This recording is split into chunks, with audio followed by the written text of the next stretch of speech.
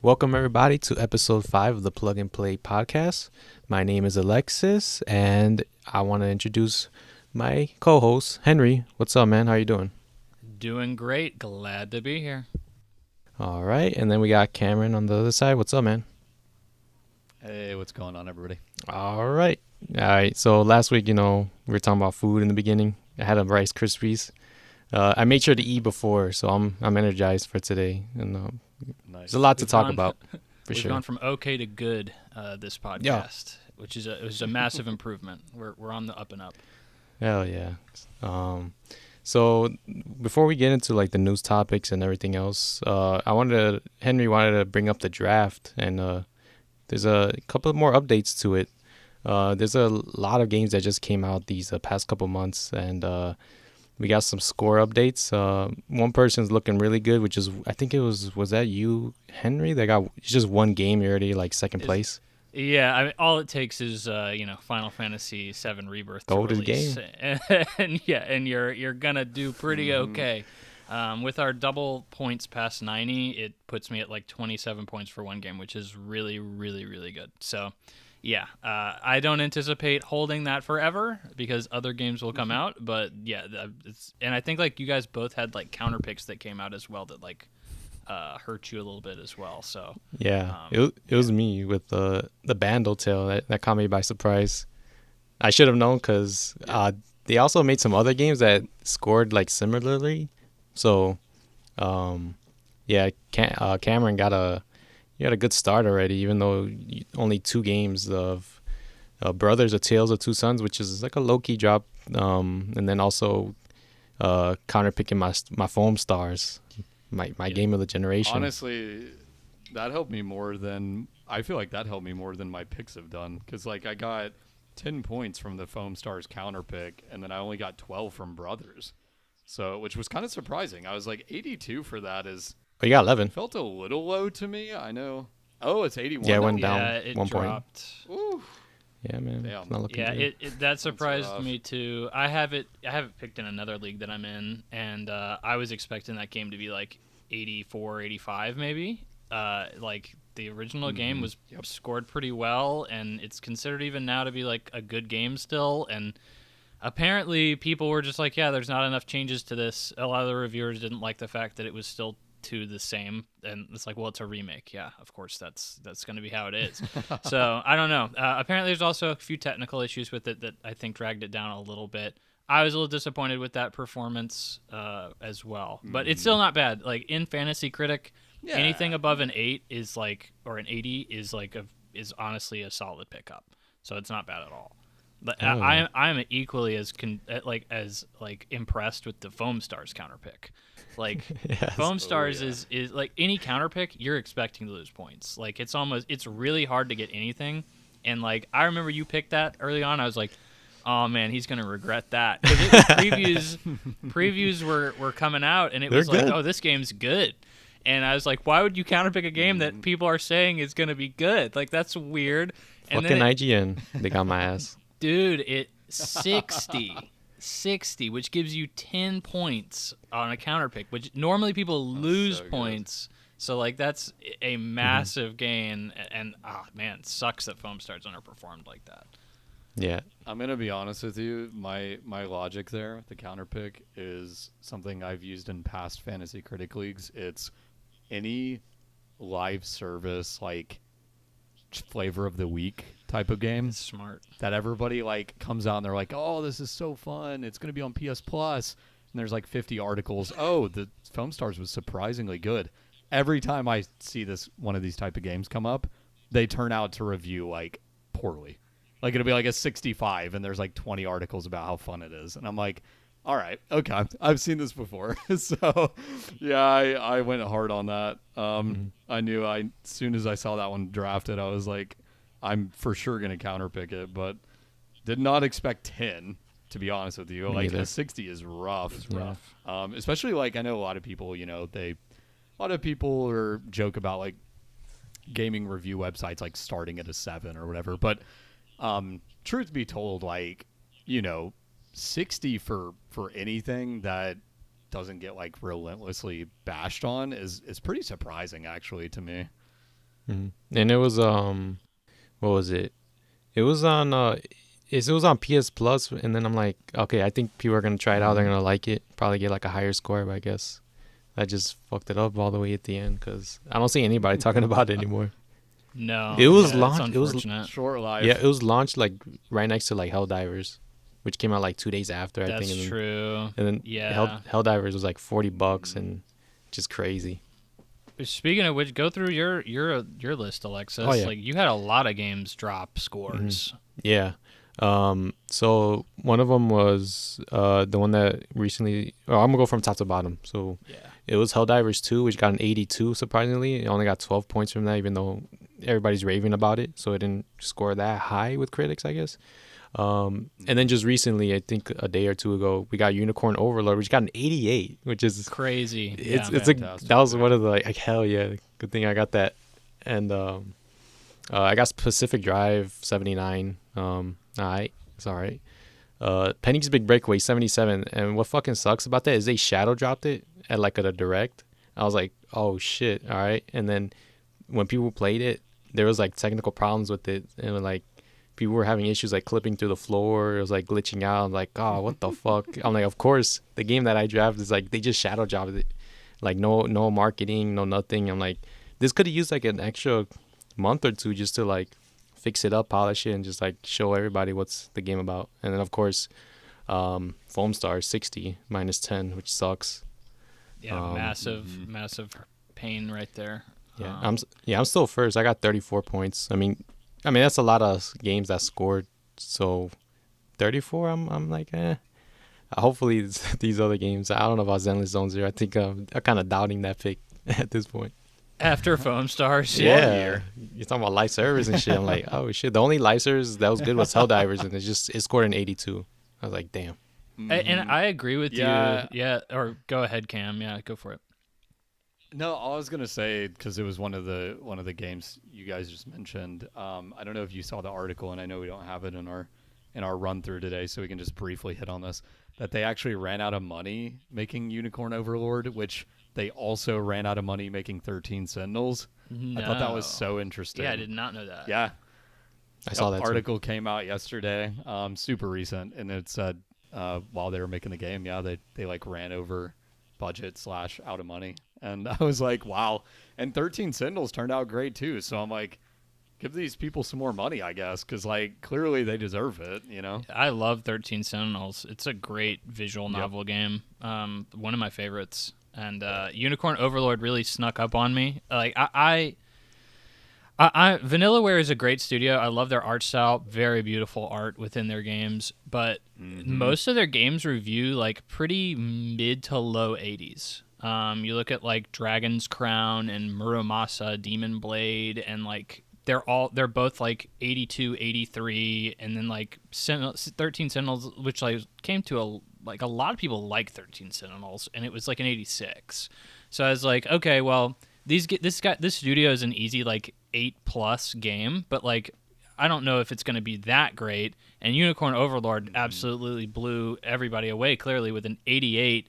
That's crazy high comparative to what I was expecting it. And it's a super deep tactics game too, which I would have just expected reviewers to like either love or hate. And it just turns out, I guess, a lot of people loved it. So, I mean, good for them. I mean, there's no problem with a game being great. I wish I had drafted it. But other than that, like, you know, it's hard to complain about that. There's a demo out too if you want to try it. I have it downloaded, but I just forgot because I was playing Rebirth. But I tried it out. I bounced off of it pretty fast. Ooh. I'm not. It's very deep tactics, and it was not the tactics I'm normally like super used to. And also the story is kind of lame, which apparently there's a big controversy around that too. Yeah, because I saw that. there was like a localization. There's a difference between localization and translation. They localized it apparently super poorly. Like, they completely changed the entire story.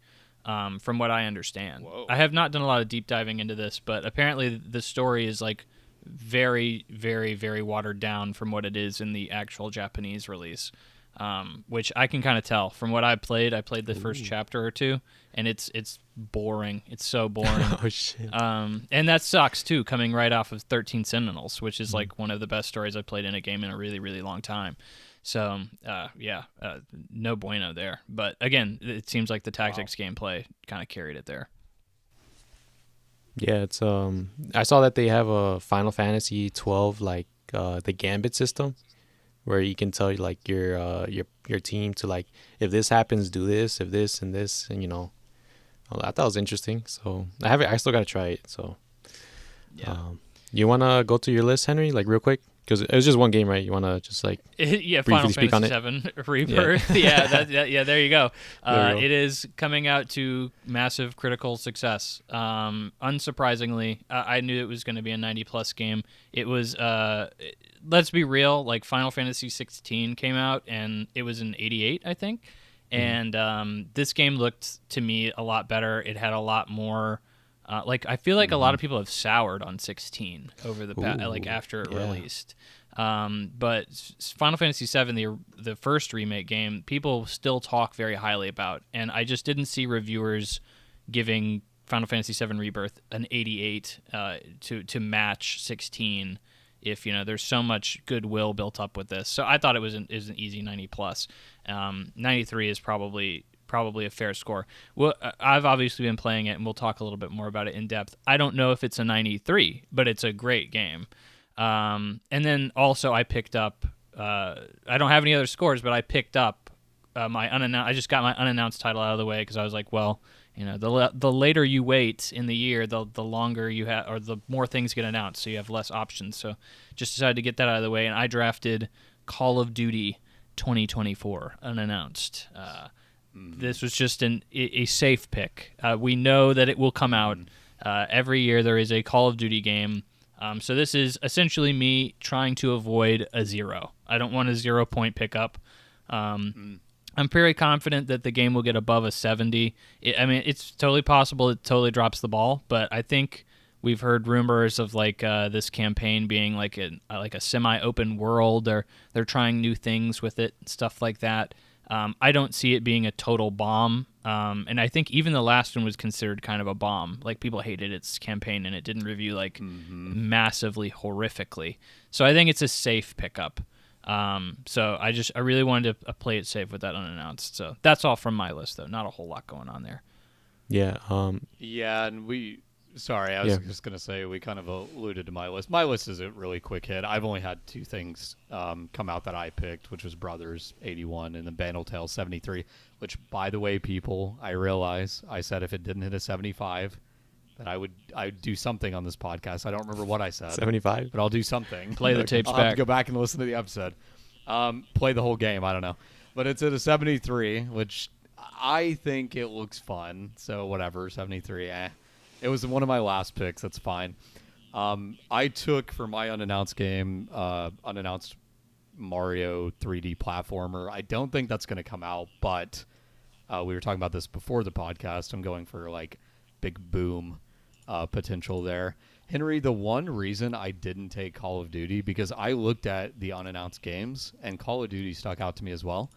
I looked up the reviews to the last one, and they were horrible. Yeah. And I was like, I'm so far out of the realm of paying attention to Call of Duty, but it was a 57, I think, on Open Critics, and I was like, holy shit, I'm definitely not touching that. So, but what I will say though, I like it. I still like it as a pick for you because that is kind of an anomaly. They're usually high 70s, low 80s, somewhere around there.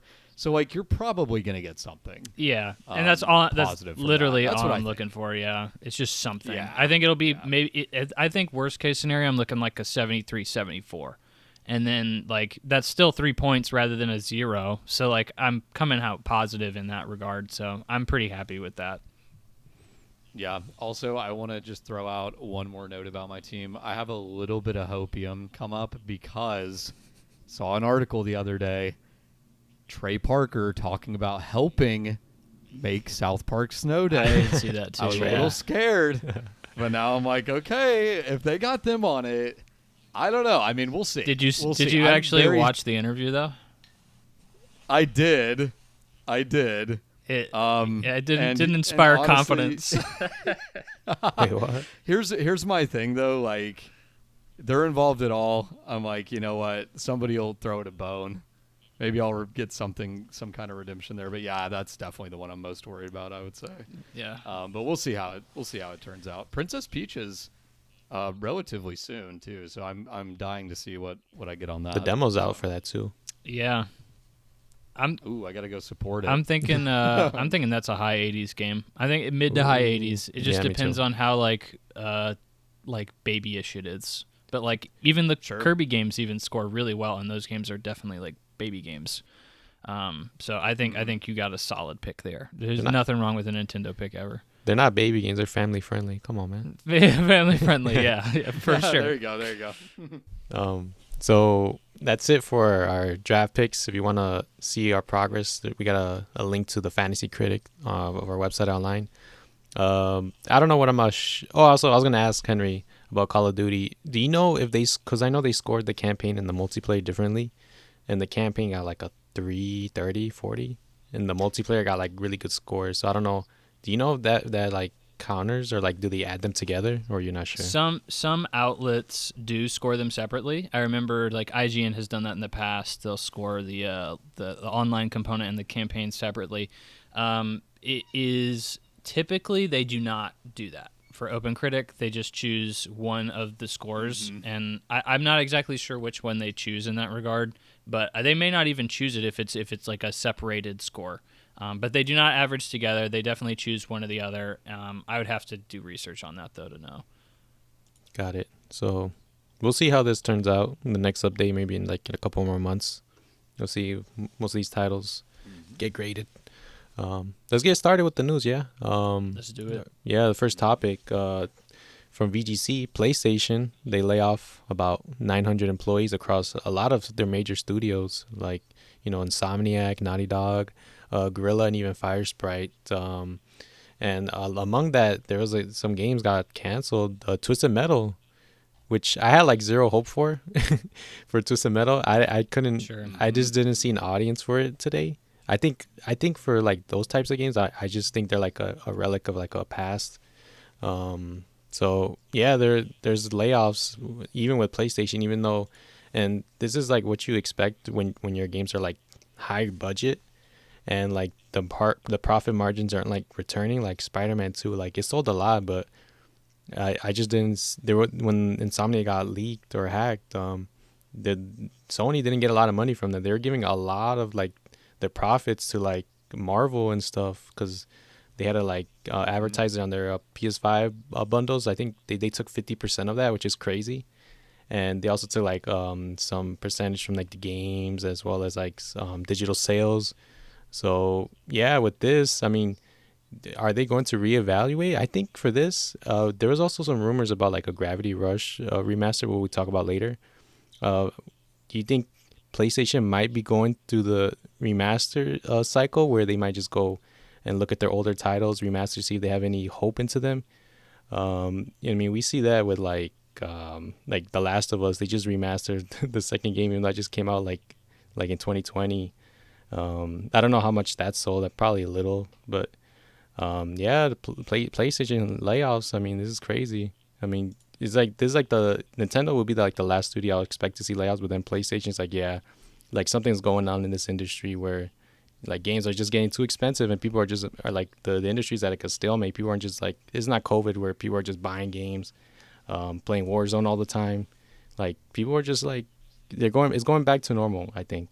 I don't know if any of you guys think like should PlayStation like go to a different direction, or should they just continue with these high budget games, or go with their multi-platform? I forgot to bring that up. You think PC day and date? Anybody? I think it's a smart move. I don't know if they're gonna do that, but I think it's a smart move. I mean, this is like, we've talked layoffs, and I'm sure people that are listening are probably pretty in tune with the gaming space, kind of like we are. Otherwise, you probably wouldn't be listening. But the reason we keep talking about layoffs is because, they've been massive, and they've been hitting so many gaming studios. So kind of relevant again here. And this is obviously a huge one. 900 is a lot.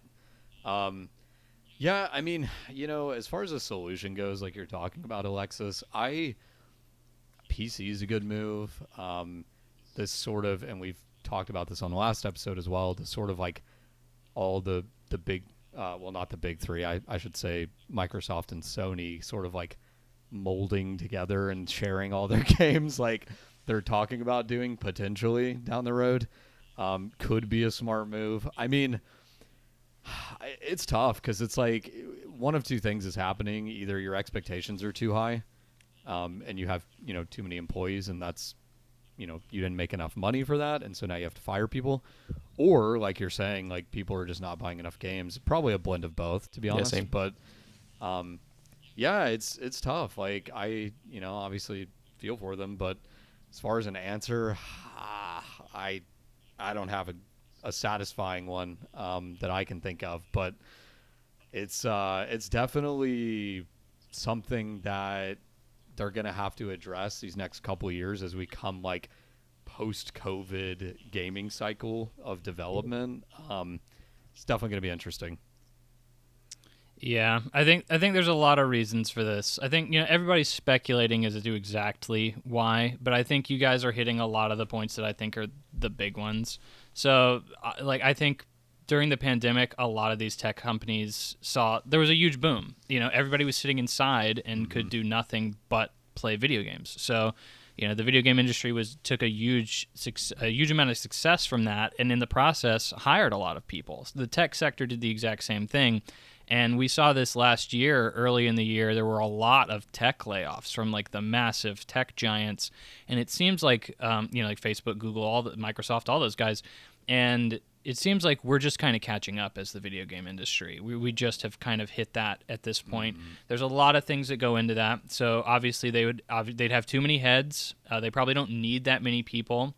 They're making less money because less people are buying those games now.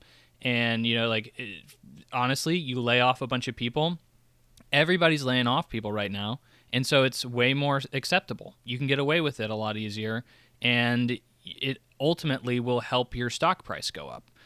This is also like a fiduciary responsibility to their stakeholders. You lay off a bunch of people, you're saving money.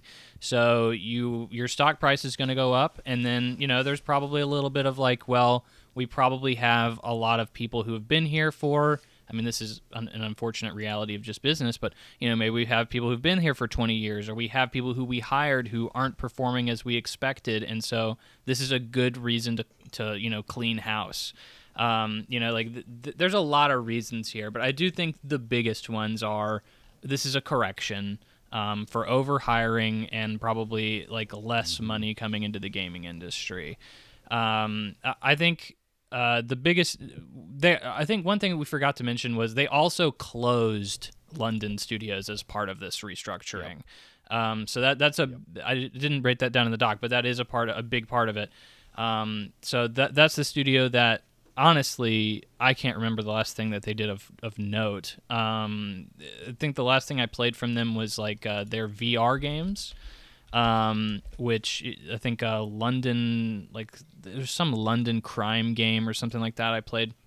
Can't remember the exact name, but nobody played any VR games from Sony, and they're not really supporting VR right now.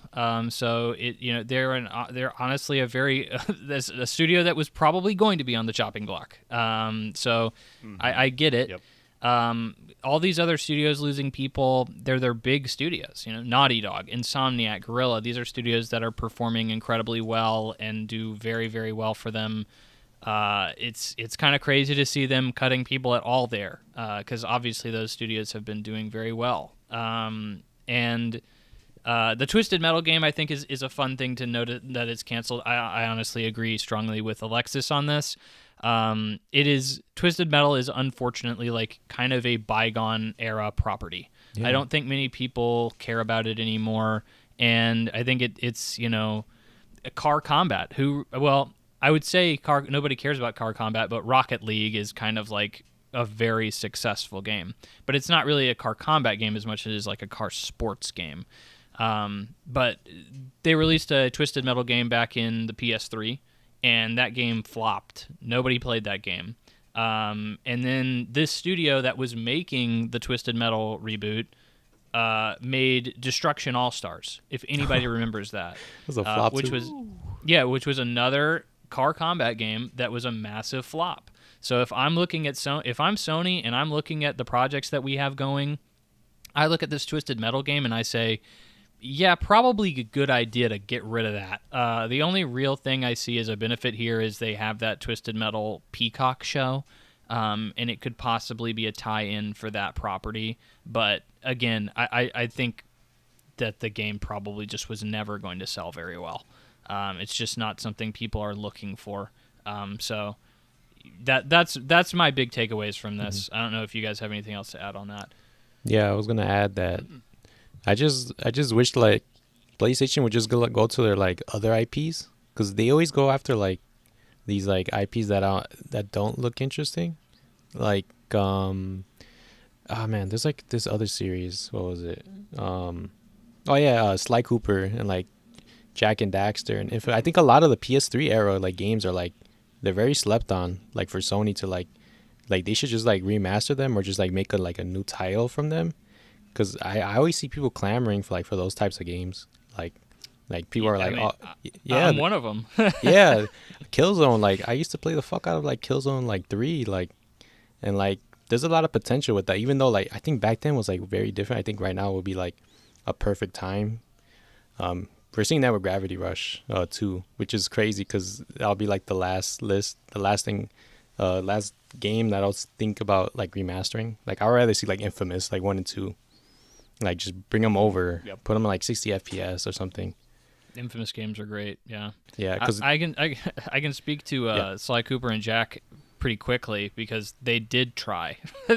Honestly, Jack was actually they were in the early stages of like brainstorming for a new Jack game at Naughty Dog. Jack 4, a right? few years ago. Yeah, Jack 4. And I can't remember the exact reasons why they didn't decide to go with it, but I think they just basically were like, yeah, we don't really feel like we can do much with this. Like we feel more accomplished, like we're doing better stuff with like another Last of Us game or something like that.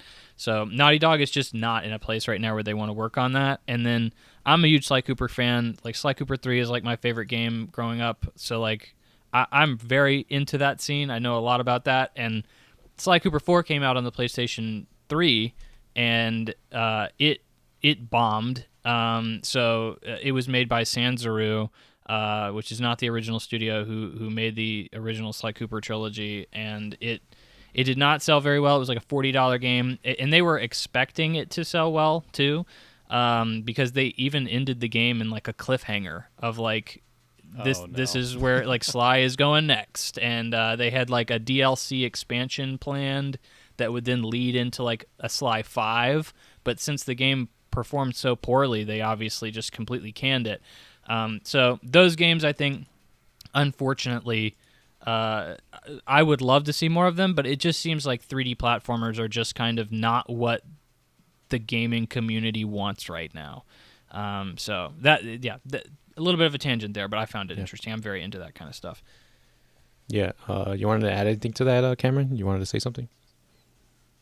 No. I think you guys covered it pretty well.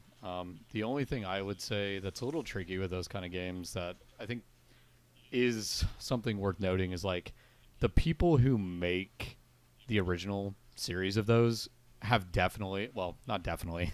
There's always that one person that stays at a company for like 80 years, but a lot of the people on those original teams like have probably moved on. And so I think, and this is not specifically addressed to you guys, but I've seen a lot of people that are like, oh, like why doesn't this team make another sequel to this? Like it's the same studio. And I'm like, yeah, but the person that probably like that was their passion project is, at Google now or something. You know what I mean? Yeah. It's like, it's always a tough thing, I think it's cool to bring games back, but that's always a hard balance between like giving it the respect it deserves when you bring it back with people that are like passionate about it. But yeah, no, it'd be really cool if those came back. I really like the Jack series. Sly Cooper I was so on, but it's pretty fun. So yeah. All right. That's it for PlayStation. We'll see what they do in the future. If any of these studios, we don't know where Naughty Dog's going. They have a new IP in the works, supposedly. So we'll see what's up with them. Let's get on to the next one. EA. also having layoffs. About 18% of the workforce, so about 700 employees, were let go. 8%. 8%, yeah. It's just slight correction. Yeah. There was a Respawn game, Star Wars. There was a Mandalorian game which was canceled. It was also in first person, which was kind of sucks because I think Respawn, they make like pretty good Star Wars games. So I would have liked to see like their own take on a first person Star Wars game, when like first person like shooters is, I think, is their specialty, honestly. And also Ridgeline Studios, which was responsible for the single player Battlefield game that was in development. They were closed down, right? Closed down, yeah. Yeah, so now Criterion will like continue that game. Only the single player aspect of the new Battlefield game, which is crazy because the last one didn't have one. So I'm interested to see like what they do with this one. Yeah, EA. I mean, EA is like in this weird spot where like they make like good games, but like at the same time they have like, I feel like they depend a lot on their sports games to like fund their studios. Very much so, yeah. Yeah, and like I think Respawn is like they're good one of their good studios they have. DICE was up there too, I think, back when like Battlefield 1 came out and Battlefield 4, even though like they were kind of buggy at launch, they still sold a lot. I think Battlefield 1's like over 10 million copies sold, so yeah, it kind of sucks to see like DICE just like fall to the wayside when I think they have like, they're like the biggest potential to like not take out Call of Duty, but like, you know, side by side, because they offer like different experiences. And like now 2042 is just like people have no confidence in the next game, which sucks because I think Battlefield 1's like one of the best multiplayer shooters out there. Like I played it a lot and I bought it when it came out because the trailers were so hype. Those trailers were cool. Yeah, it was like during that time when like Call of Duty had like, they were like all into like futuristic stuff, and then people really wanted to go back into like the older like eras. So what do you guys think about this, EA? You think I think they'll be fine, but I think they also added, I forgot to add one more thing. They also they're gonna focus more on the original IPs instead of like outsourcing of like Marvel or like Disney and stuff. So I think they're gonna be focusing more like on new IPs and their own IPs as well. So I don't know if you guys are like interested of anything about this, about EA. Yeah, I'd say for this, you know, unfortunately, I feel like we start every podcast off talking about some depressing, you know, large amount of layoffs. But, you know, like this honestly, at this point, you know, we're kind of numb to it at this point in the year. I think that this would have been just kind of like another sweep under the rug, honestly not worth mentioning if it wasn't for the news of Ridgeline Studios being canceled or closed and this Respawn Star Wars game being canceled as well. From all accounts, I hear that Star Wars game was actually really, really good. So it's a very unfortunate thing that it's dead. It doesn't surprise me it's good because Respawn has made Titanfall and, you know, Apex Legends and all sorts of other really well-respected shooter games that are really good. And honestly, like playing as like the Mandalorian just seems like a really good combination for them. Word on the street is the reason this got canceled was because the licensing fees associated with Star Wars were just too big. EA was looking at it and evaluating it from a financial standpoint, and something like Spider-Man, all the Marvel franchises, which EA is also tied up with, because they're making like an Iron Man game and a Black Panther Captain America game. If you remember those being announced a while back. I haven't heard anything from them for a while, but they're apparently still around.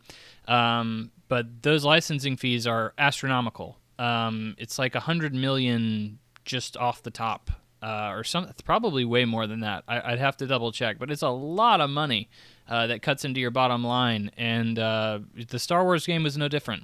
So they probably looked at it and said, even though this game is going to be really good, evaluating it for just the metrics we have, we don't think that it's going to make as much money as we want thanks to this, you know, these licensing fees. So they axed it. And then Ridgeline Studios is also an interesting story because the head of that studio. So this is a very new studio. This studio was only announced or put together in 2021, And this was all that they had been working on, the new Battlefield campaign. And the head for that studio actually left like a week or two before the studio was completely closed. And he didn't, apparently, he claimed that he didn't even know that it was going to close on the way out. So this was most likely EA looking at this and saying, this ship no longer has a captain, and it's probably just best to just close the whole thing down, which an interesting decision. I would love to see like the metrics used to kind of evaluate that decision. But it's crazy. I mean, it's just like we're saying, this is or kind of with Sony, like this is just them reevaluating some financial obligations and how to make money and where they can cut costs, and this is how they decided to do it. I think Criterion will probably make a good Battlefield campaign, and like I think Battlefield has been kind of on the downward swing for the past few games. I think a lot of people have been kind of down on it. The last Battlefield game that came out, was that Battlefield 1, Alexis? The last one that came out? No, it was, 2042. There's Battlefield 5. 2042? Yeah, Battlefield 5 came out after Battlefield 1. Okay. Yeah. I couldn't remember. I have not caught up with them, but I know that Battlefield, the most recent one, was considered just like an absolute mess on release. Oh yeah, terrible. It didn't even have leaderboards in the game when it launched. I think for like months after, like you couldn't tell what like how many kills you had or anything like that. Like it's for still the entire bad. game. Bro. Okay, so when I go into it, man. Yeah, the last time I played it, because it was free on PS Plus, they gave it away. When I looked at the leaderboard, when you pull it up, like the scoreboard or whatever, it's so fucking confusing. Like to understand, like they put symbols instead of like words. So like they have like a skull for kills, and then have like different types of like emojis, and like some of this the symbols, like I don't know what they mean, and like I'm like, damn, this, and it's all blue, and then it's all black, and there's like so much stuff. It's like it's basically like the Ubisoft like fucking HUD. That's how it looks playing that game. That's why I stopped playing it. I just got a headache every time I played it. That does not sound good. I don't. So they clearly need something going on with the new Battlefield game. Whether the campaigns for the past few Battlefield games, I'm pretty sure were either forgettable or also bad. So they need something to spice that up, regardless. But yeah, it's interesting what ended up getting canceled here. But yeah, unfortunate, another round of layoffs. Cam, I throw it over to you, sir. Yeah, and honestly, like this is one of those, it's kind of tough for me because I don't have a ton to add that you guys didn't already address, just because like I feel like EA is definitely one of my gaps in the gaming space. Like I've played, some sports games here and there, right? But overall, I would say not a huge consumer of theirs. Something interesting, though, like with that being said, is I actually really like the kind of the indie movement they've been doing recently. Sort of picking up some of these games, financing some like more smaller games. I know they helped out like Joseph Ferris do a couple of his games as well. Yeah, financially.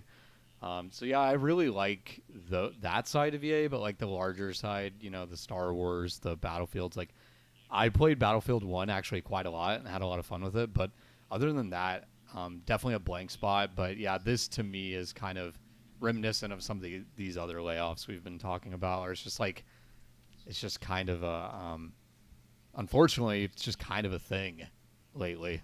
So yeah. I got nothing else to say, so we can just like move on. Hopefully, these employees that were laid off get back on their feet. Let's get to another Embracer. The is a publisher, right? The one we always talk about like every week. Yep. They're selling Saber Interactive for $500 million. This is a studio that have been working on the Star Wars Knights of the Old Republic remake, which was announced a few years ago, and now it's in trouble. We don't know anything about that. I think it now is with Aspire. Aspire was helping with it. Okay. So Saber's going to maintain rights to it after being sold. So they'll continue to work on it too. Yeah, I got it.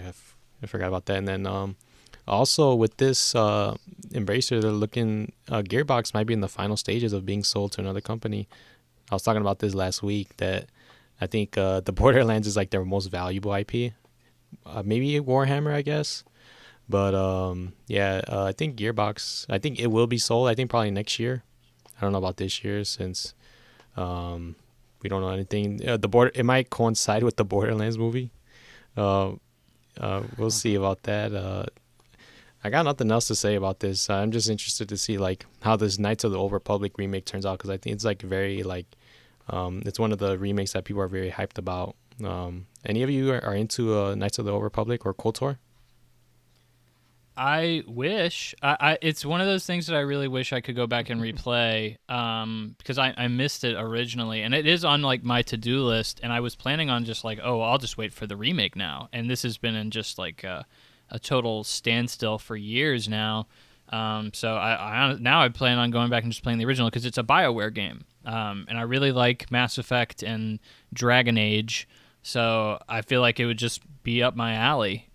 So I definitely intend to play that when it comes out. If it's a good remake, hopefully it is. Like I said, it's been going through a lot of problems. At the end of the day, though, Saber Interactive moving off. I mean, this is the Embracer show. I feel like we should rename the podcast to the Embracer Group show. Every podcast, there's some other update with them doing something, completely trying to cover up or trying to make up for all their mistakes that put them in this position in the first place. They've clearly decided getting rid of studios by selling them off is the best thing to do.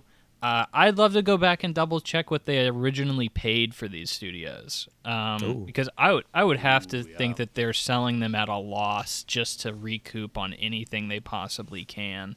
But like I said, it's just them stepping on rakes every single week. I think Saber Interactive is probably an okay studio to sell off. A lot of Embracer's studios are very like B-tier studio games.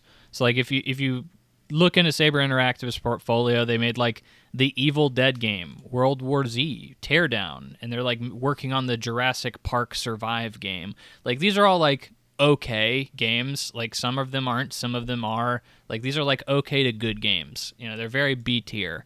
But that's like kind of what Embracer was specializing in with all their purchases anyway. Good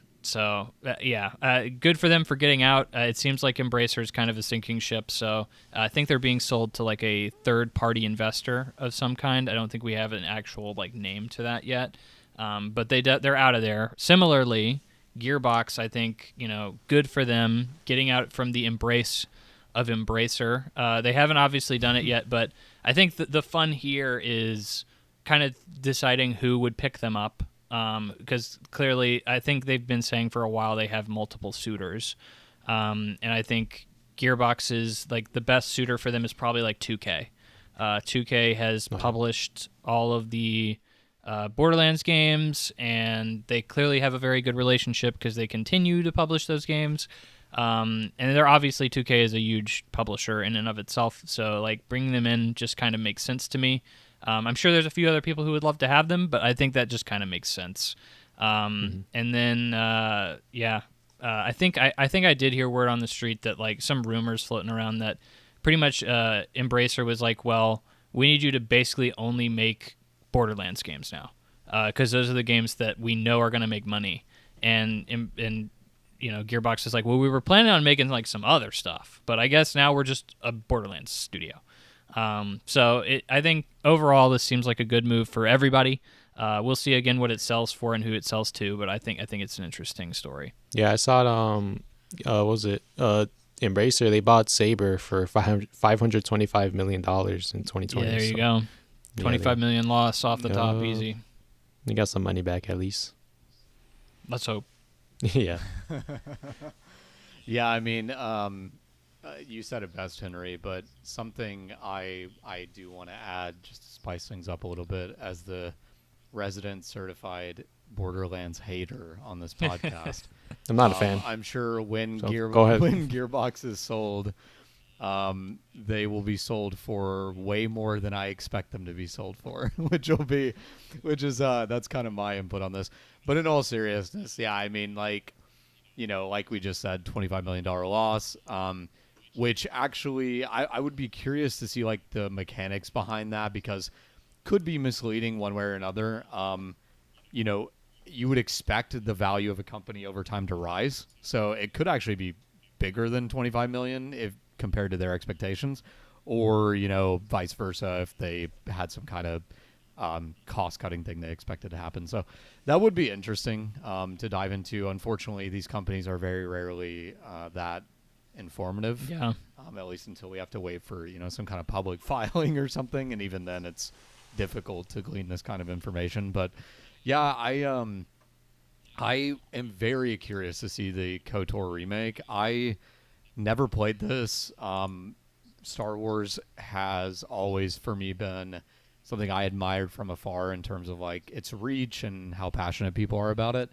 Never been super hooked myself, but heard a lot of great things about this game and would love to play the remake. I mean, it looks cool, and everything I've seen about KOTOR in general over the years, it's held up even now as like this hugely popular classic. So yeah, I would love to play it. Definitely looking forward to that coming out. But yeah, I mean, anybody getting out from the Embrace, as you so aptly put it, is probably good for them in the long run, considering the direction of that company that they appear to be going. So I think it'll be interesting to see if Gearbox gets sold to like a first party. So I think if it gets sold to like a third party publisher, it's like whatever. But I think it'll be interesting if like someone like Microsoft buys it, or Sony. So we'll see about that. It says they're close. They're in the final stages, so we might see it like soon enough. The next topic, Toys for Bob. They're a part of the Activision Blizzard deal from the Microsoft acquisition. They're leaving Activision and they now are going independent, but they are exploring a possible partnership with Microsoft. We don't know anything about those types of details, but they're also going independent, which is weird. So they might be working like, I think Toys for Bob might be working with Microsoft on like working like for like a new IP or an existing IP. I think one of them was the Banjo-Kazooie one. There was a lot of people that were hoping that Toys for Bob would like work on Banjo or something, or even work on like Crash, I guess. We'll see. I mean, they're going independent, so I guess they're now an indie studio, I guess. We'll see. I mean, they make the Crash Bandicoot games. They also did they make the Spyro games? No, right? They did. Yeah, they did. Okay. Oh, they did. Yeah, they made the trilogy. Okay. So, and then their most recent game was Crash Team Rumble, which is their live service, I guess, which bombed. Yeah, most likely. It was like a MOBA, a Crash Bandicoot MOBA. Yeah. That was a very weird Yeah, game. I hate talking shit, but I just hate seeing Crash with like live service. I think another single player game would be way better and cheaper than like maintaining this. Are you guys interested in anything from Toys for Bob? Because I played Crash 4.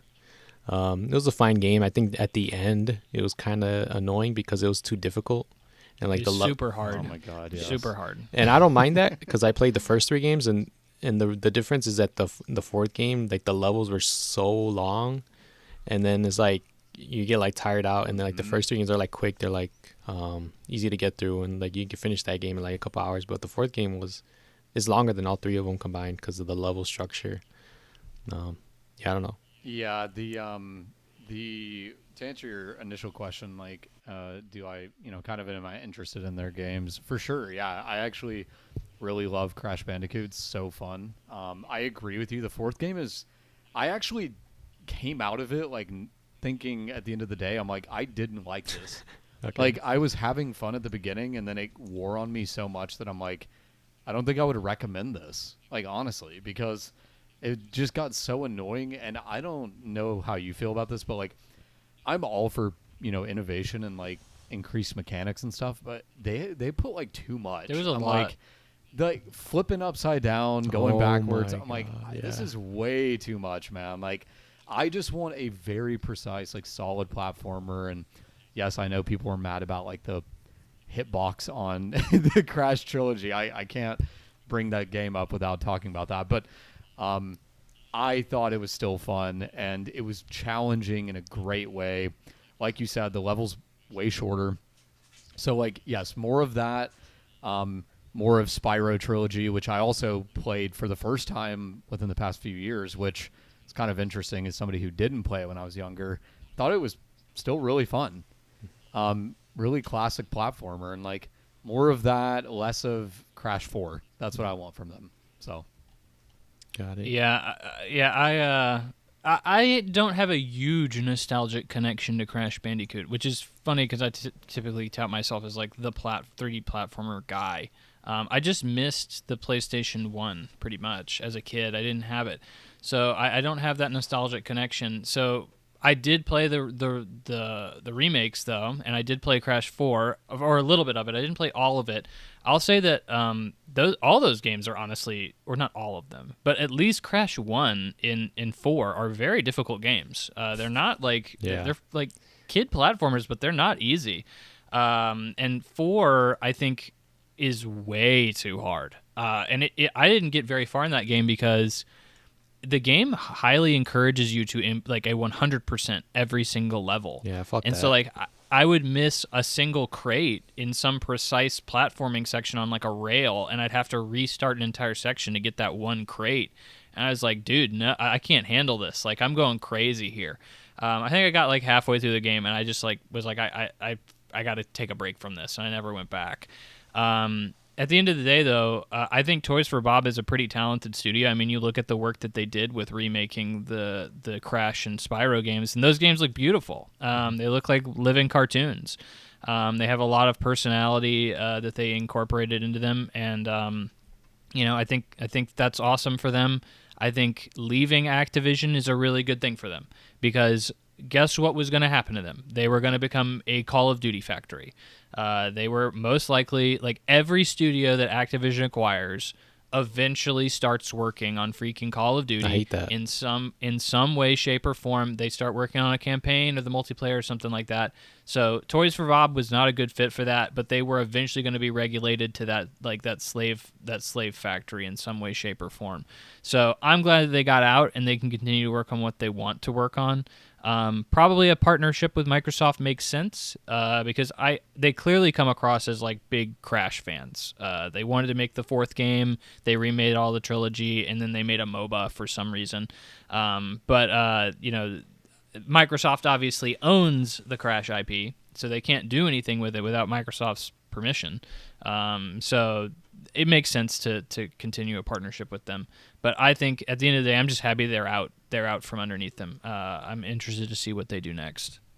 Yeah. I was guessing a Banjo-Kazooie remake or something, if they're interested, or anything. Or maybe a new IP, so we'll see. Maybe their next game with Microsoft might be exclusive because there's a partnership there, so we'll see how that turns out. We don't know if we're going to see it anytime soon, so there we go, Toys for Bob. Then this next one from GameSpot, I wrote this down because it just happened recently. This is about Warner Brothers. They're discussing the quote-unquote volatile AAA console games, and they're going to lean into free-to-play and mobile games as well as live service, even though they didn't include it in the title. But the CEO of Warner Brothers, they were discussing about how like the future is live service. Like imagine a Harry Potter game where you can just live and work and build and play in an ongoing basis, or these types of like live service games, because they want that Fortnite money.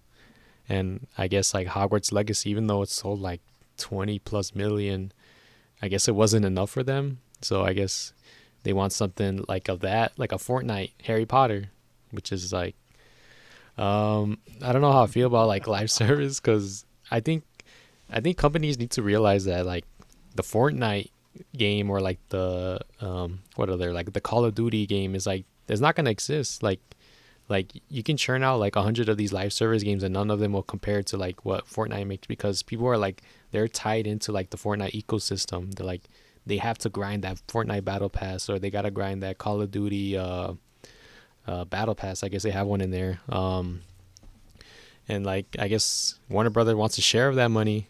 Who knows? Maybe Harry Potter might be like the next huge thing.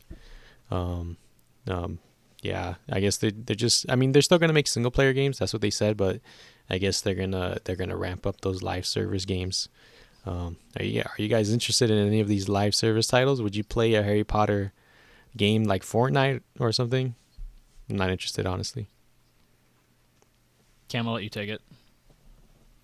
Yeah, I definitely am not, to say the least. I have said before, like I'm not a huge fan.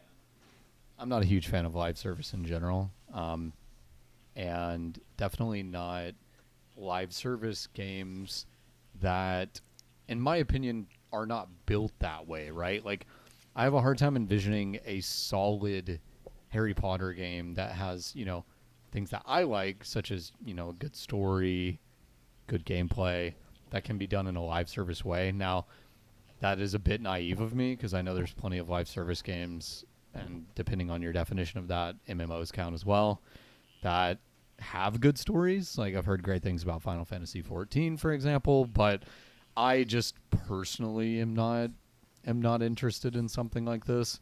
I mean, more power to them for feeling like this is the answer, I guess, but it is it's not something I'm interested in. I do think with their recent history, they needed to change something drastically. They've had a lot of duds the past couple of years, so I think from a business perspective, really changing anything about their process and in big ways was probably a good move. This is just an awkward move for my personal tastes. As far as what I think for like the general populace, I could see something like this being a decent strategy depending on the IP. Like, actually, I gave Harry Potter as an example that I wasn't interested in, but I could actually see this working quite well for Harry Potter, for like the audience at large. Yeah, man. Yeah. I definitely think there's an angle there, I would say.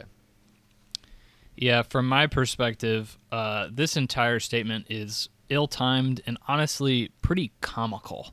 Because let's be real, obviously we're looking at, he references the Harry Potter games. Well, last year, Harry Potter, the single-player experience, was the highest-selling game of the year. And guess what game just came out from Warner Brothers Studios that was a live service? Suicide Squad, which was a massive flop. So it's just like, why are you saying this now when you clearly have two games that you produced that are counterintuitive to what you're moving forward with? It's funny because like we all know like why these companies want to do it. They want the next Fortnite, they want the next Roblox, and these live service games are essentially a gold rush. But similar to what you guys have been saying, like these games are, for what I see, you have your staples, you have like your Fortnites and your Apexes and stuff that really stay. They really will never be superseded. Like these games kind of are always in those top few spots, and then you have something like like a Foam Stars, or even like a Pal World is like a very good example. Like last month, Pal World was like a huge deal, and guess where it came in on the number of played games that month? It came in at number 7, which is great, but it's nowhere near these juggernauts like Fortnite, Roblox, Rocket League. These games are just, they're not going anywhere. So when you're producing these games, you are really banking on the perfect conditions of the market to really align and give you this magical moment where you can be this, multi-billion-dollar product. And it's crazy to continue to see these companies pour money and time and resources into these live service games when likely the return is not going to be what they want. I'm interested to see what most live services games come out to, because obviously Pal World is still making a butt ton of cash, but like, is it making what a Warner Brothers would want from a successful Harry Potter game? I don't know. I'm not sure. So I'd be interested to see what they want those games to do, what their metrics are for that, and if they really are even like a mediocre live service game, if that is more successful than just a regular old single-player game. So I feel like there has to be something here for these companies to just continue to fall over themselves onto these live service titles, but I don't know. I don't have enough information to really guarantee that, but I am not a huge live service game guy. I would much prefer they make single-player games and continue to do that. I'd rather have a single-player Harry Potter game than a live service one, but we'll see what comes from this. Odds are not very much. That's great. Yep.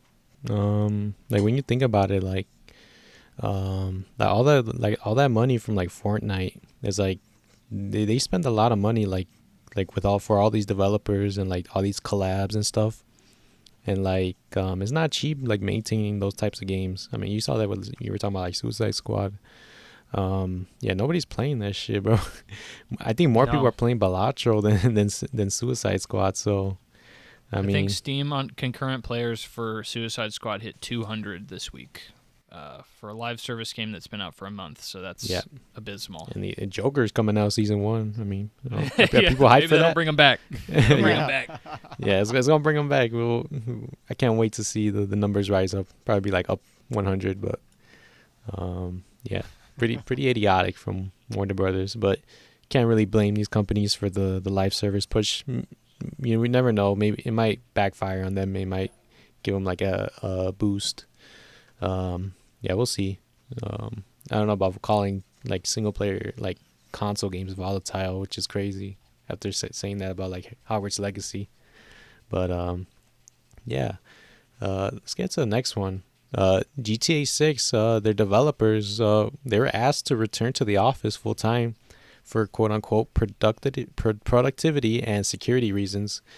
And this all just tells me that there's going to be layoffs, because I think this happened to there's another company that this happened to where was it Ubisoft? I think they asked their employees to return to the office, and then once they did, like they laid off like a percentage of them, which is crazy. But I guess it kind of makes sense for like the security reasons, because the trailer there was leaked by an employee's kid, like the day before it was going to actually reveal on YouTube. And then the models and the gameplay was also leaked like a while back. And I don't know how I feel about this. It's cool. I mean, maybe if they go back to office, there'll be less leaks, which kind of sucks for me because I love leaks. But Sure. I don't know how I feel about this. Got nothing else to say on this. Yeah, I Yeah. go for it, Cam. No, go ahead. Okay. Go ahead. Okay. So looking at this, I kind of get the security reasons things. Like the GTA 6 trailer the leak was a pretty big deal. Like it garnered several million views just like on Twitter alone or something like that. And like it made them push up the date of their reveal. They initially planned on it posting the trailer a few days after. Yeah, exactly. Thank you. That's much better wording than me. But after it was scheduled, because this guy leaked it, so they were like, well, we might as well just do that, and it completely messed up their marketing momentum for what they wanted. And it obviously is, it's scary to have that kind of happen, and you don't want to see that. And bringing people back into office obviously is going to significantly reduce the amount of security breaches that you're going to have, because you won't have somebody's kid post their trailer online if their laptop isn't right there to take the trailer from. So I get it, but at the same time, like a productivity, that's debatable. So I work remotely as well for my job, and my department actually, when the pandemic came through, we became a fully remote sector as well, and our department actually increased in productivity. That may be, debatable between different companies and different people, but it's debatable whether working from home is a good or a bad thing, and I think a lot of companies are still wrestling with that a lot. A lot of companies look at it from a perspective of where I'm paying for this building to bring employees in for, and if no one's using it, I've wasted all this money I'm paying on a lease for this building. So please come in. And then there's some managers that obviously want to micromanage. They can't do that when you're at home.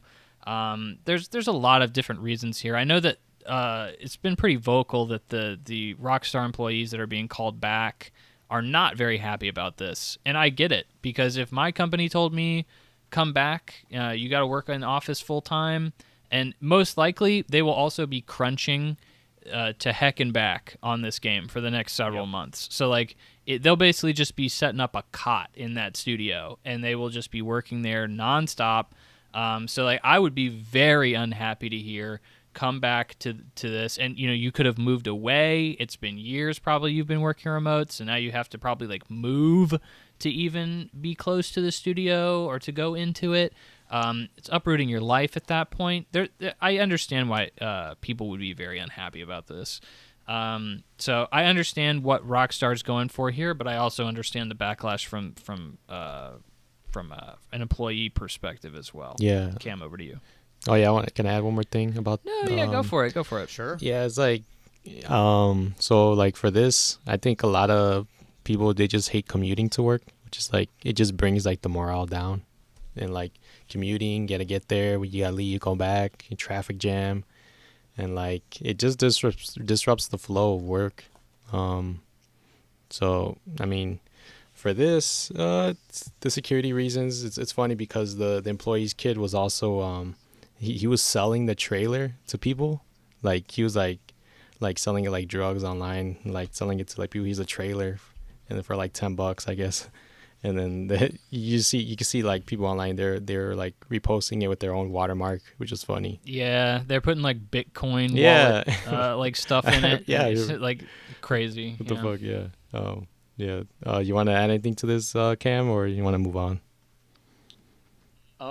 Yeah, I can add just a tiny bit. So I also work remote, which is kind of interesting. We both do, but I also work remote, and I'm a huge fan of it for myself personally. I absolutely love it. When I was looking for a job last year, I recently changed positions. I actually specifically was like looking for remote jobs, for a few different reasons, but partly because I like it, partly because of other things that were going on. And yeah, like I really enjoy it. So like I think that there's going to be people upset about this, but I think this is neither, I mean, it's good for some people and bad for others, but I don't think that this affects the game at all. In the development cycle, this company is massive. I would almost say like too big to fail.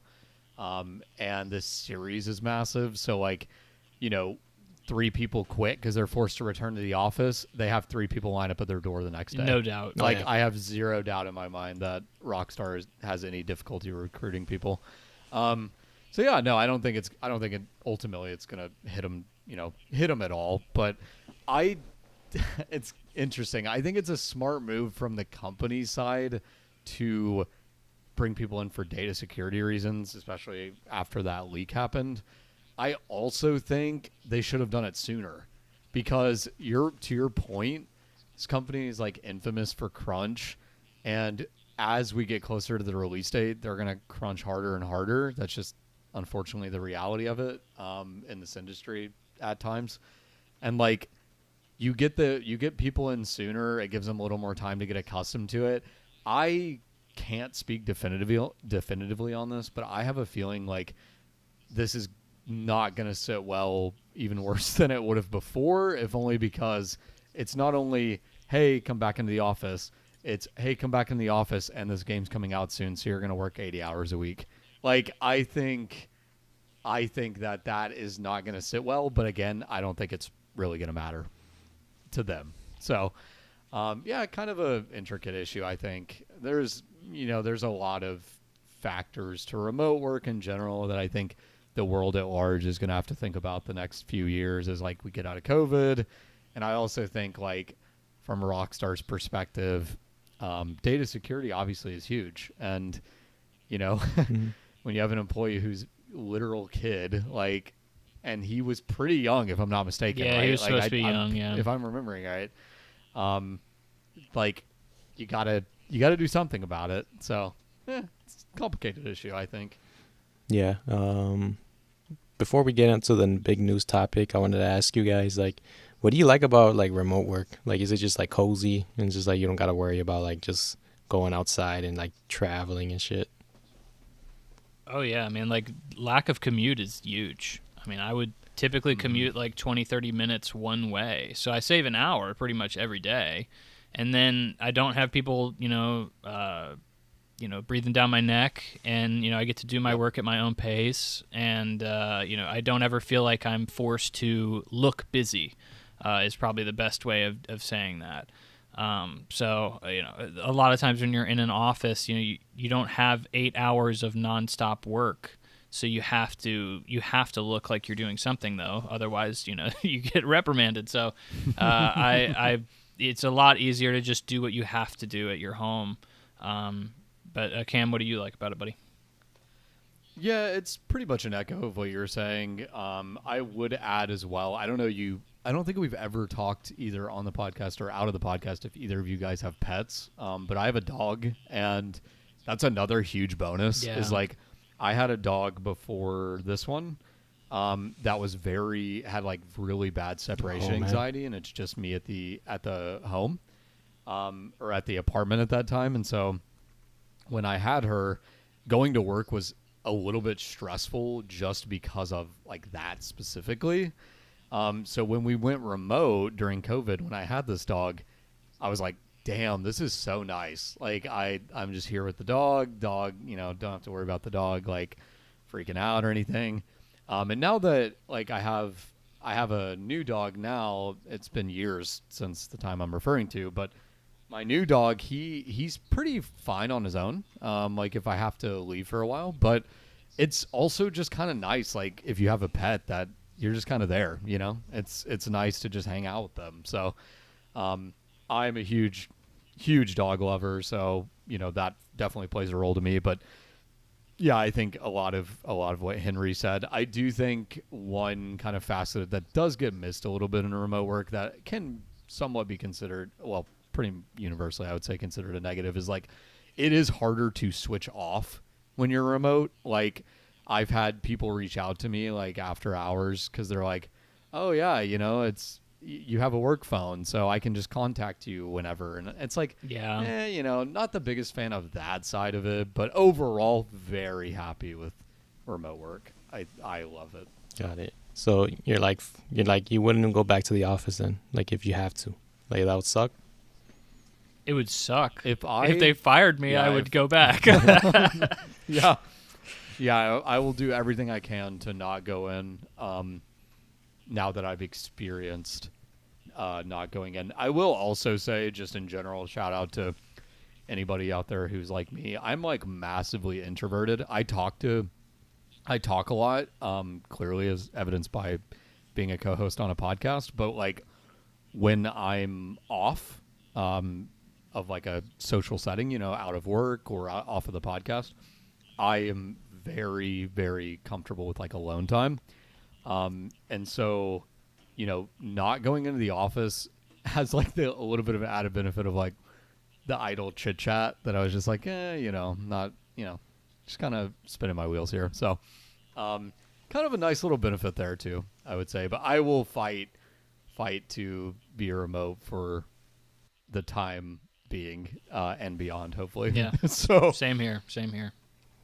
All right, that's enough remote talk. Let's get started with. I think this is one of the biggest news drops of Nintendo. They were suing the Yuzu emulator, the people who made it, like last week.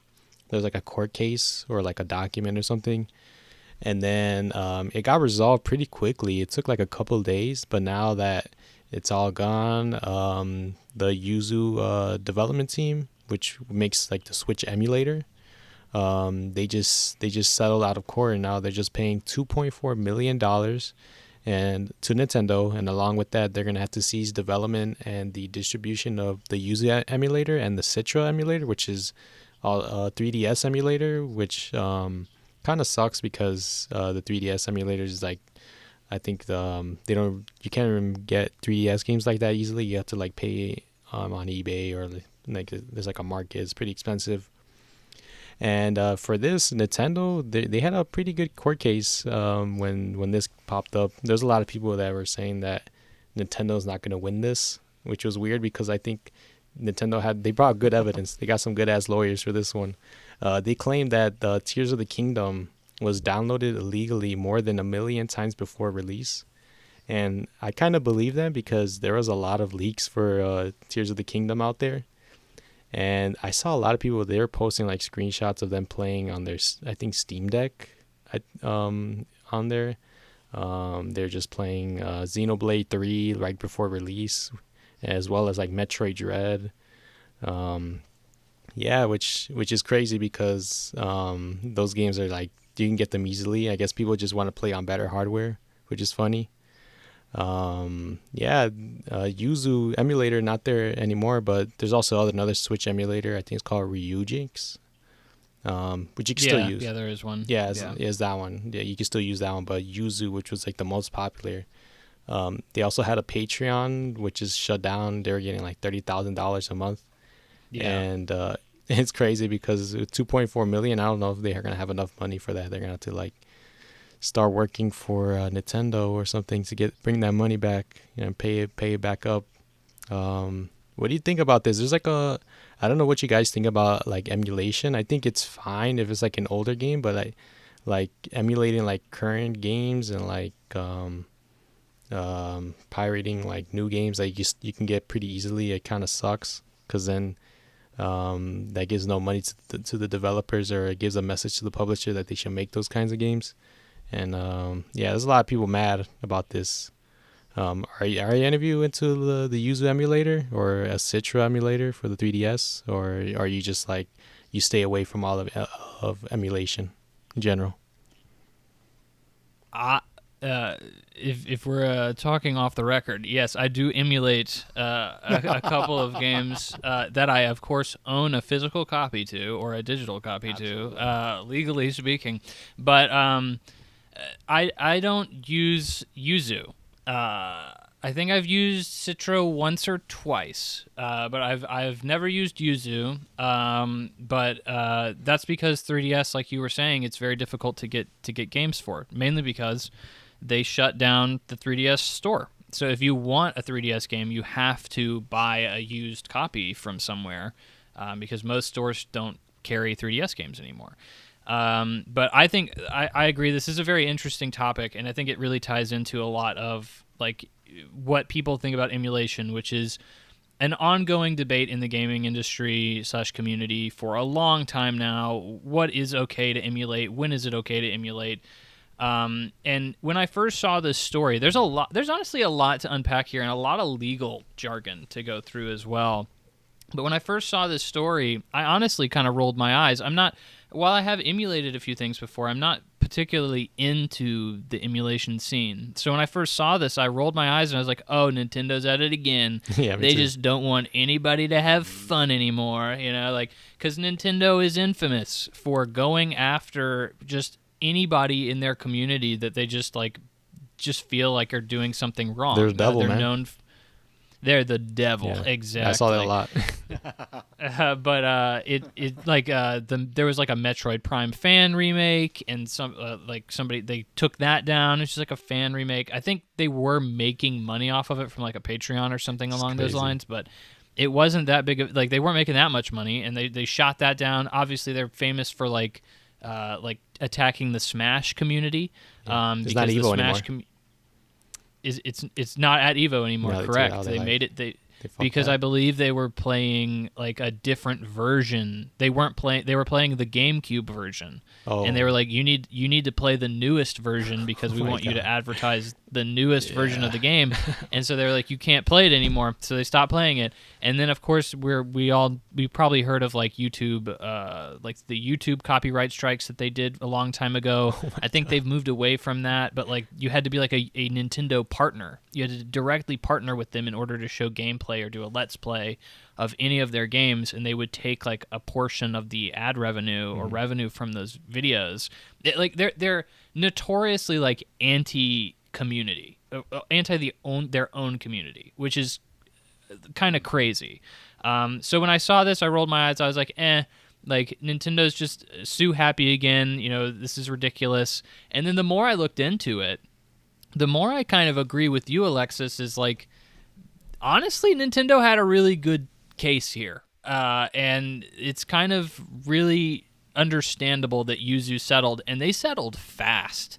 Normally this stuff takes a little while to arbitrate and to get into, but like they settled within a week or two.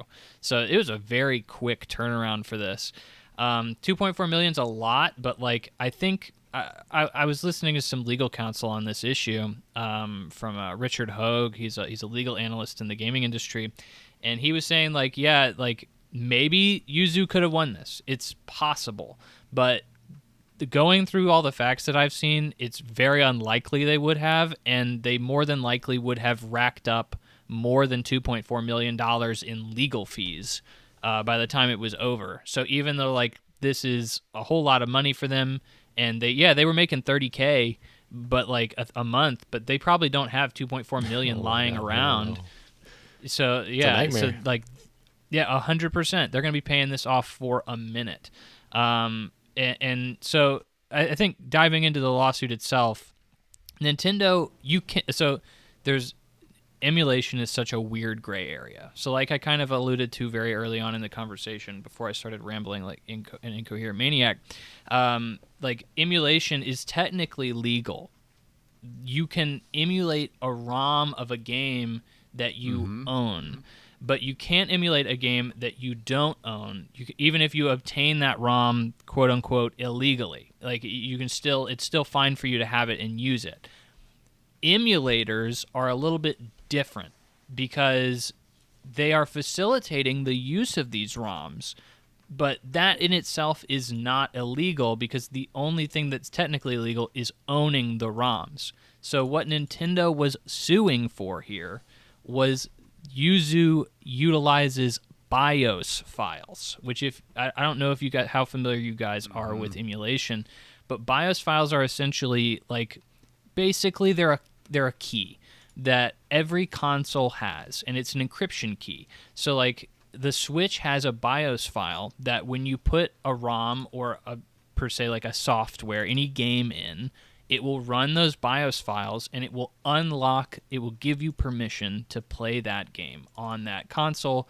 And so those BIOS files were ripped from the Switch, put online, and you have to use them for Yuzu in order to play them. So Nintendo was essentially saying, hey, we're suing because your product doesn't work unless you have these BIOS files, and it's illegal for you to have the BIOS files. Even though they weren't providing the BIOS files to people, the product didn't work that way, and apparently, as part of their like Discord/Patreon, they had like customer support to help people like get these BIOS files so they could run files on the Yuzu emulator. So like Yuzu's community obviously was out of control. 1 million pirated copies of Tears of the Kingdom. I think this is easily what perked Nintendo's ears up when they saw this information.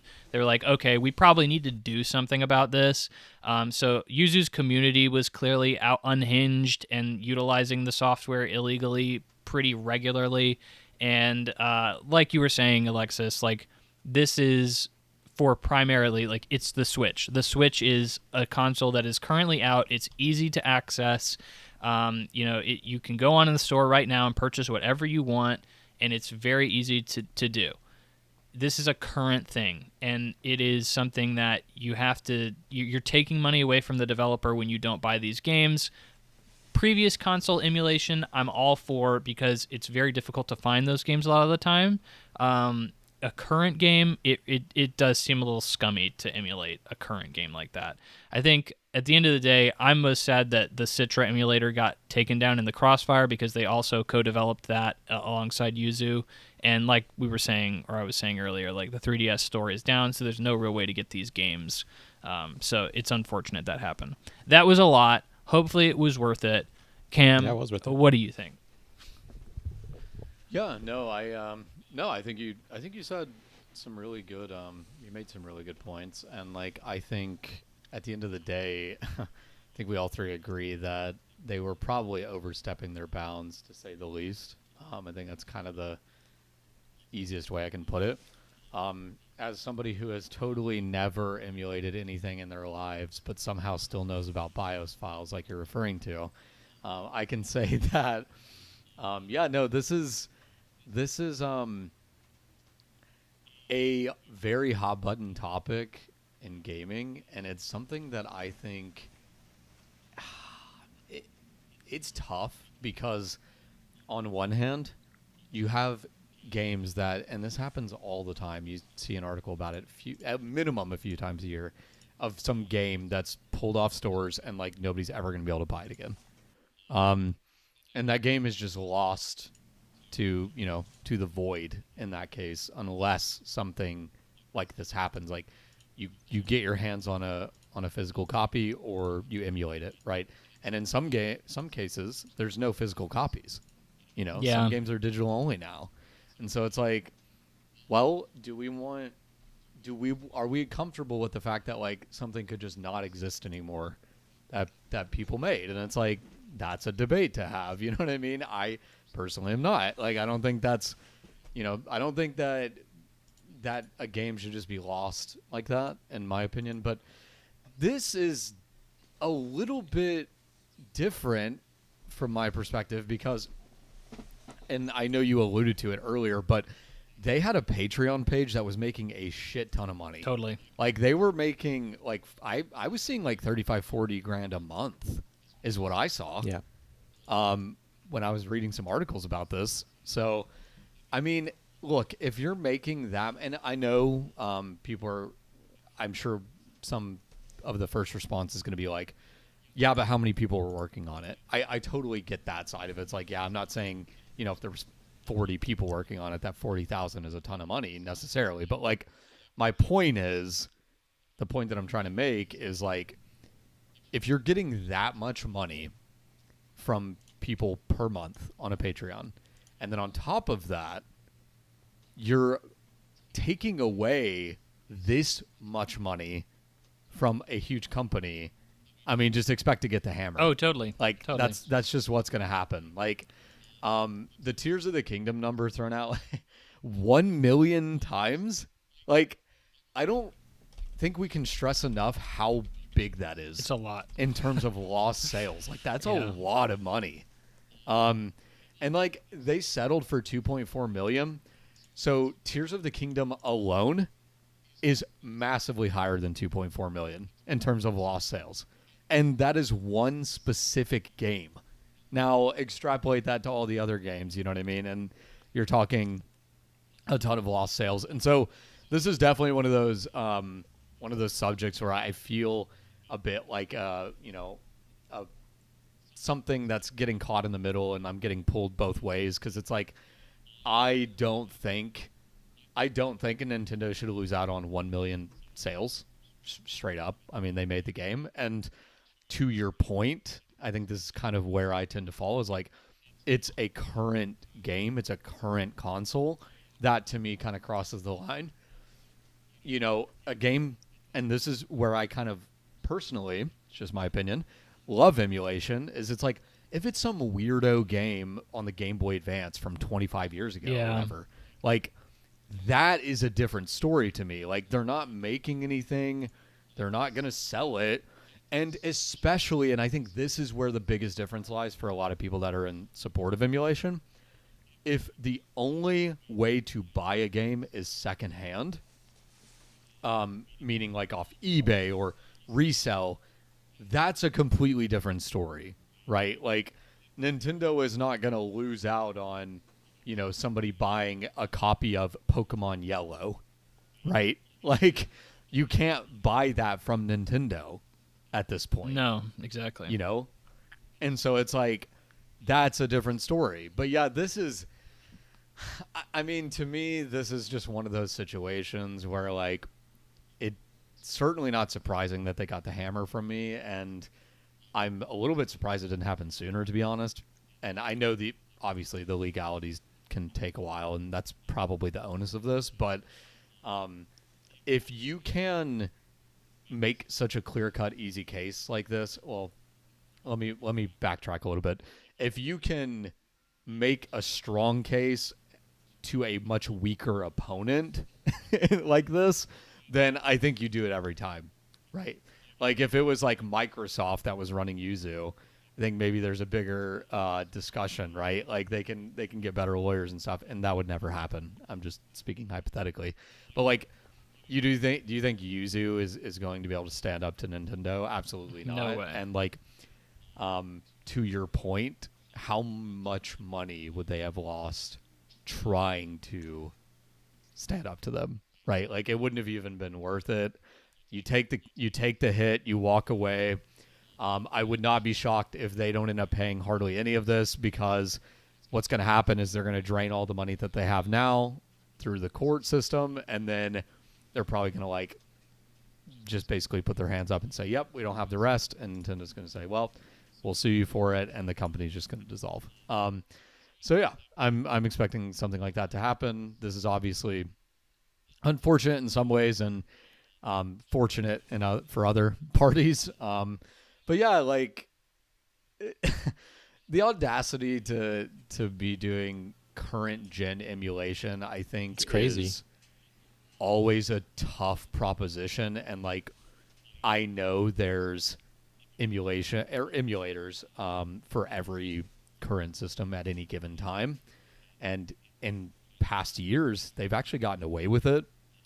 But you know, we know Nintendo, and we also know that, and I don't, know that this is a 100% confirmed fact, but can't be ignored that I was seeing some people mentioning as well that if Switch 2 has a very similar architecture to the Switch, which you would kind of expect it does, then Yuzu probably wouldn't have that difficult of a time emulating Switch 2 stuff.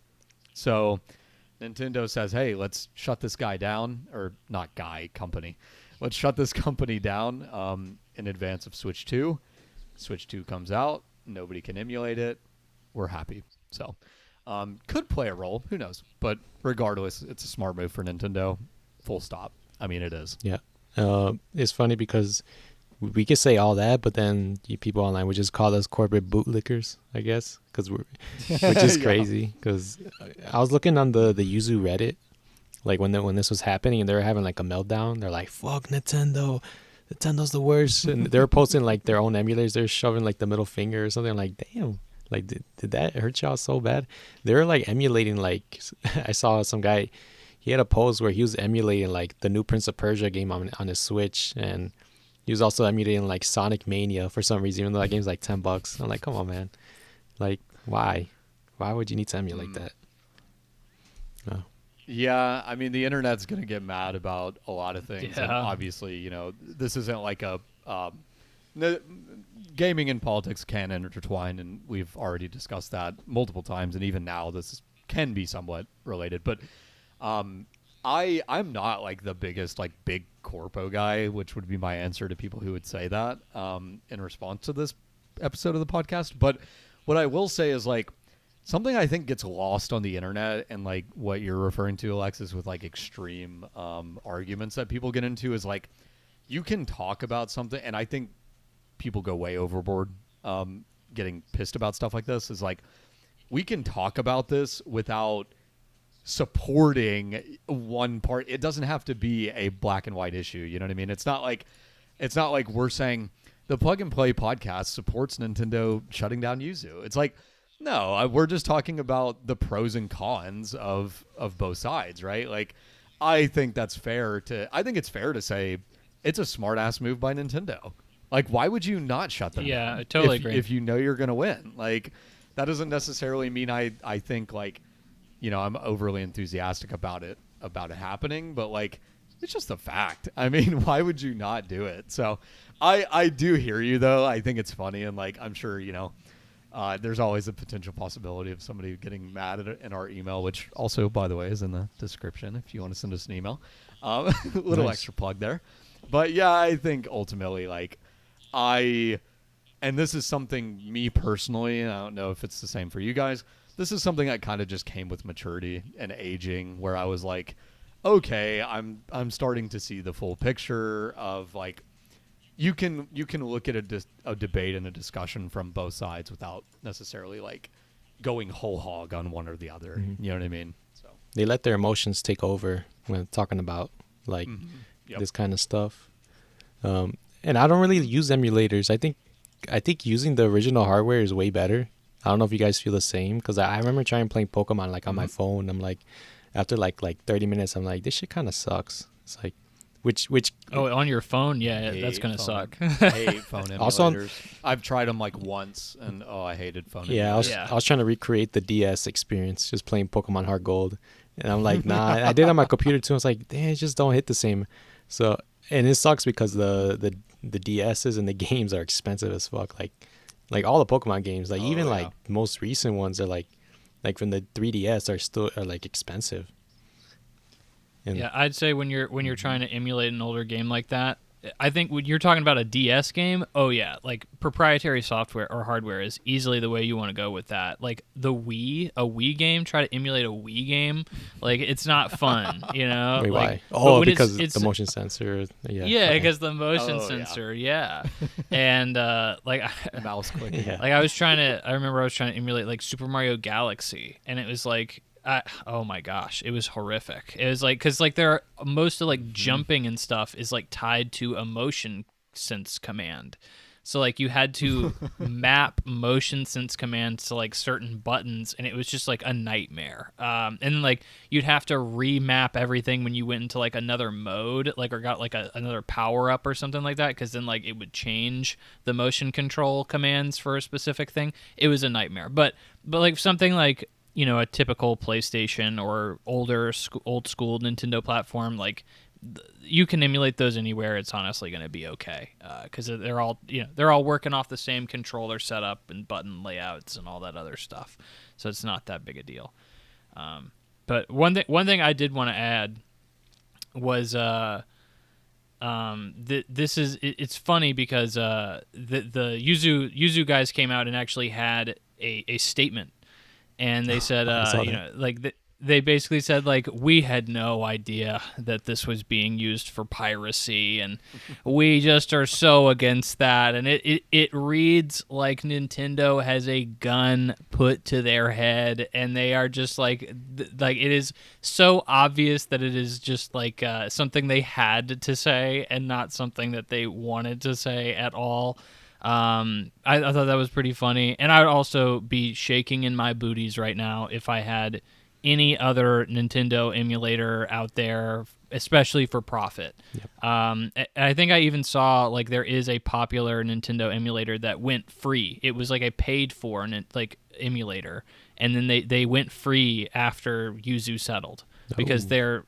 I mean, like, and I would be too. I would be afraid that Nintendo would come after me next. The ninjas. I think this sets up, something assassins more like these guys are clearly on the hunt for emulators, especially if you are taking a big chunk out of their market, and I think rightly so in that way. So I think, you know, there's a lot to unpack there. It's a very interesting story. Yeah, just don't poke the bear is what I say. Like, don't fuck with Nintendo, because there's a lot of cases. I always hear articles of like there was some other guy. I don't know if he was selling the mods or he was hacking something.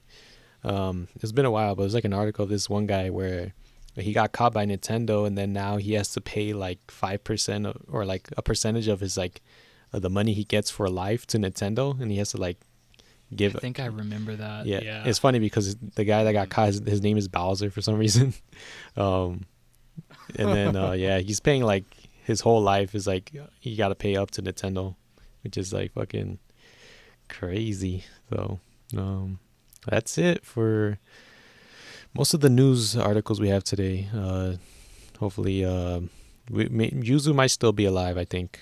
So if you don't be worried about that, I think there's a lot of people that have it backed up or something. Yeah, definitely. Yeah, I think now people will be more quiet about this, because I remember like all the time people would just be like talking shit to like Nintendo, like oh new Mario game, I'm gonna play that on my Steam Deck, or new Metroid game, I'm gonna play that on my PC, and like people just post screenshots and like, damn, like relax, and now like they got caught up to them. So we'll see what happens with Yuzu in the future. Let's get into some smaller topics and some rumors as well. Balatro, Henry, the poker game, the card game you were talking about last week, it has hit 500,000 copies in just 10 days, across all platforms, which is a huge remark for a game that was made by one person. And it was also taken down in some stores on Nintendo, I think.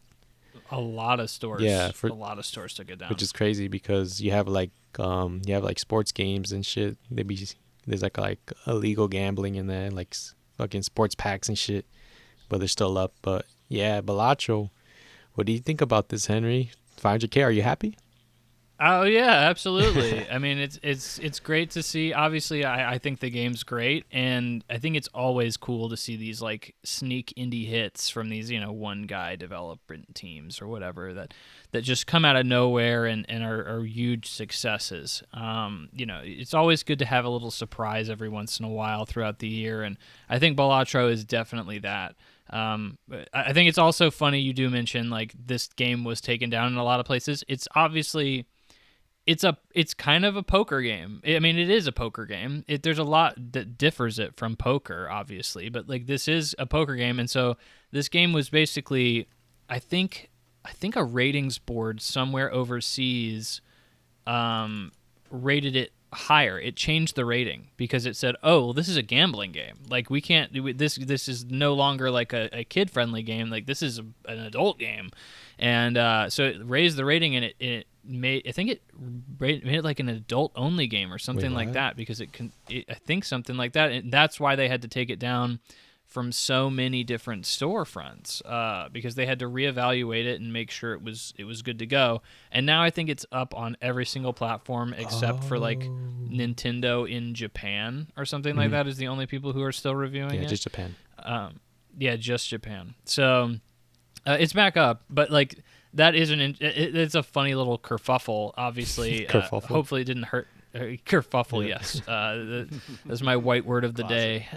But it is, it's hopefully didn't hurt them in sales too much, but for being down for that particular amount of time. But great to see it succeed like it is. Yeah, it's 18 plus. I just looked it up, which is crazy because that is crazy. I think it kind of makes sense now thinking about it because it's like it's used in a lot of like casinos and stuff and gambling in real life. So they might get that notion that people are gonna play Balatro to gamble and shit.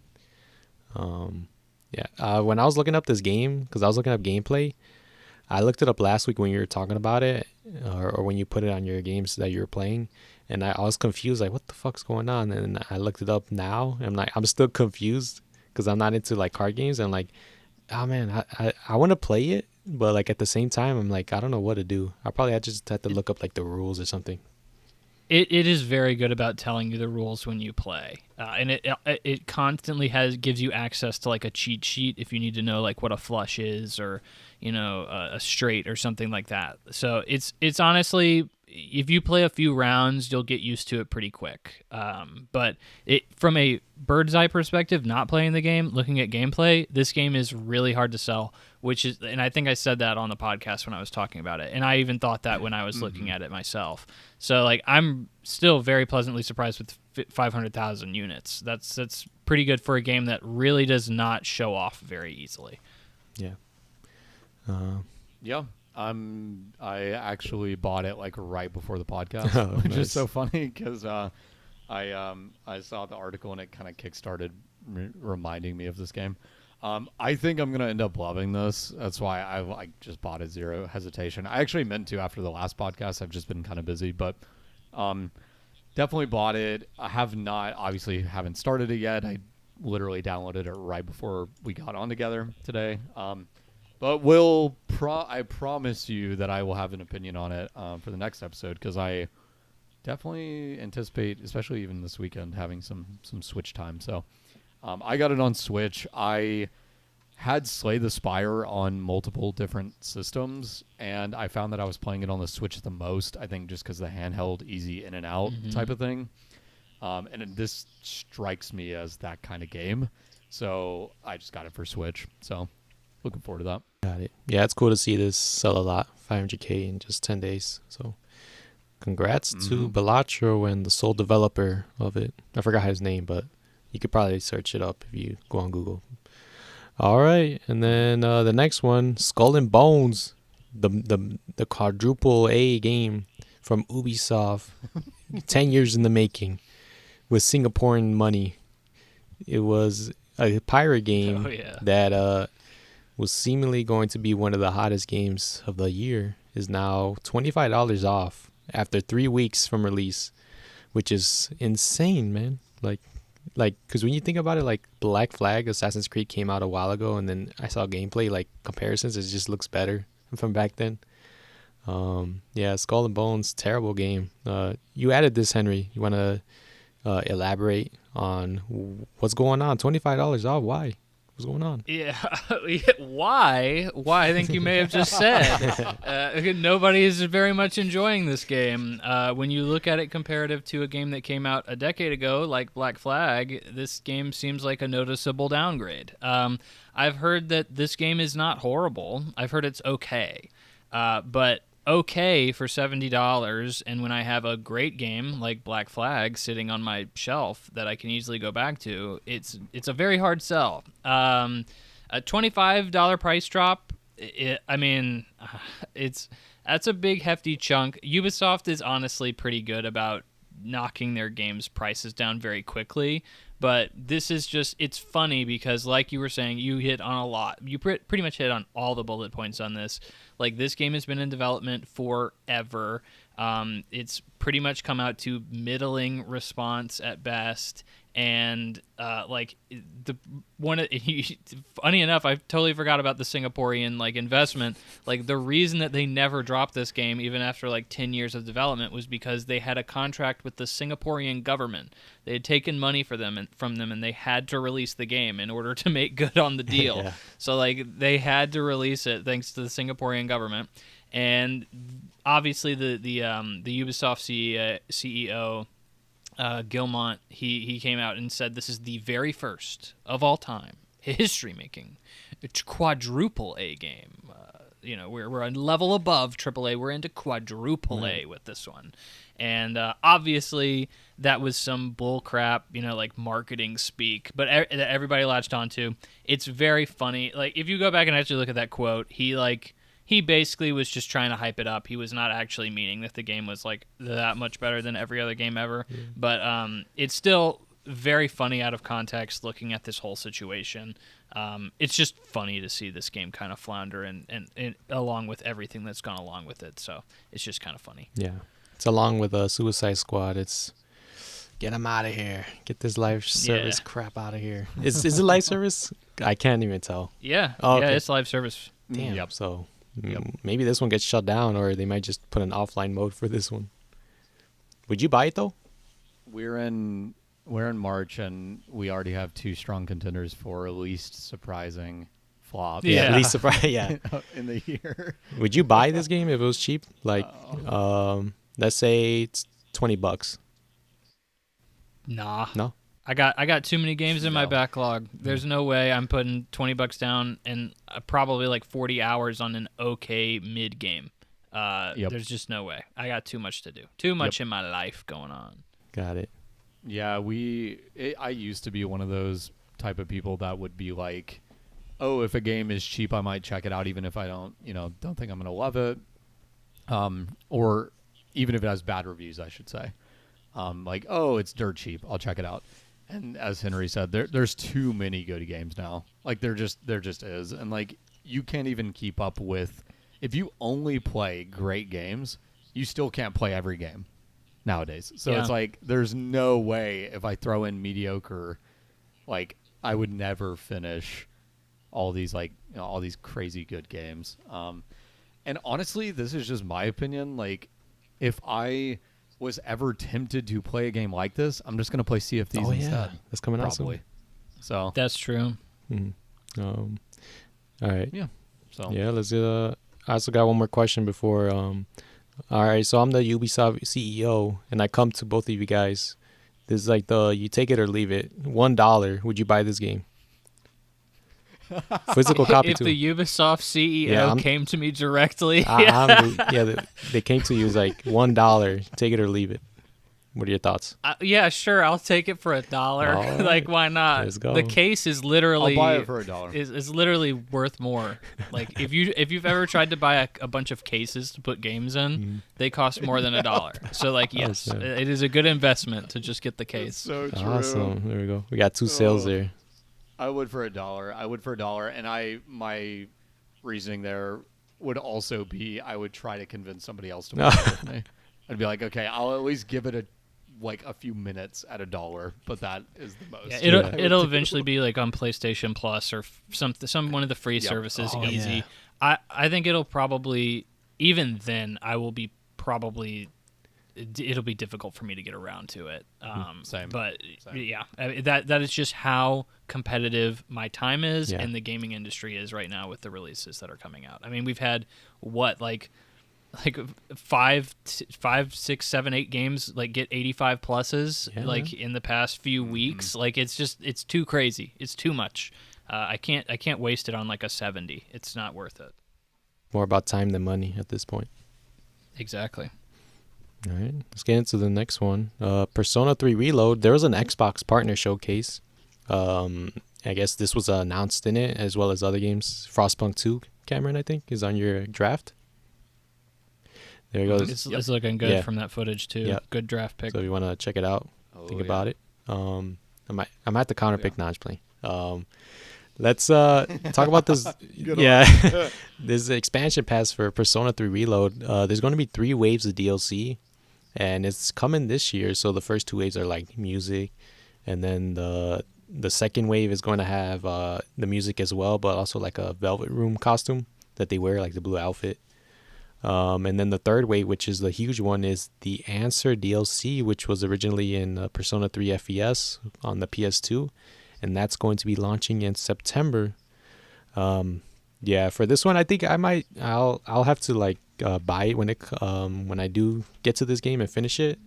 I want to see what changes they make to the Answer DLC. I heard it was very grindy and it's kind of long, like 30 hours. So Really? yeah, I heard That's crazy. well, the thing is, like, it's like one long dungeon. Like, it's just, think of Tartarus, and it's just Tartarus and like some story stuff in there. Still, 30 hours for any kind of DLC is crazy. Yeah, but it's gonna be like $35 for all this. I think. I don't know. I gotta check. What do you think about this? You're Henry. You're playing Persona 3 Reload. Is this? Would you be interested in this, or are you just gonna wait to see what the verdict is on this?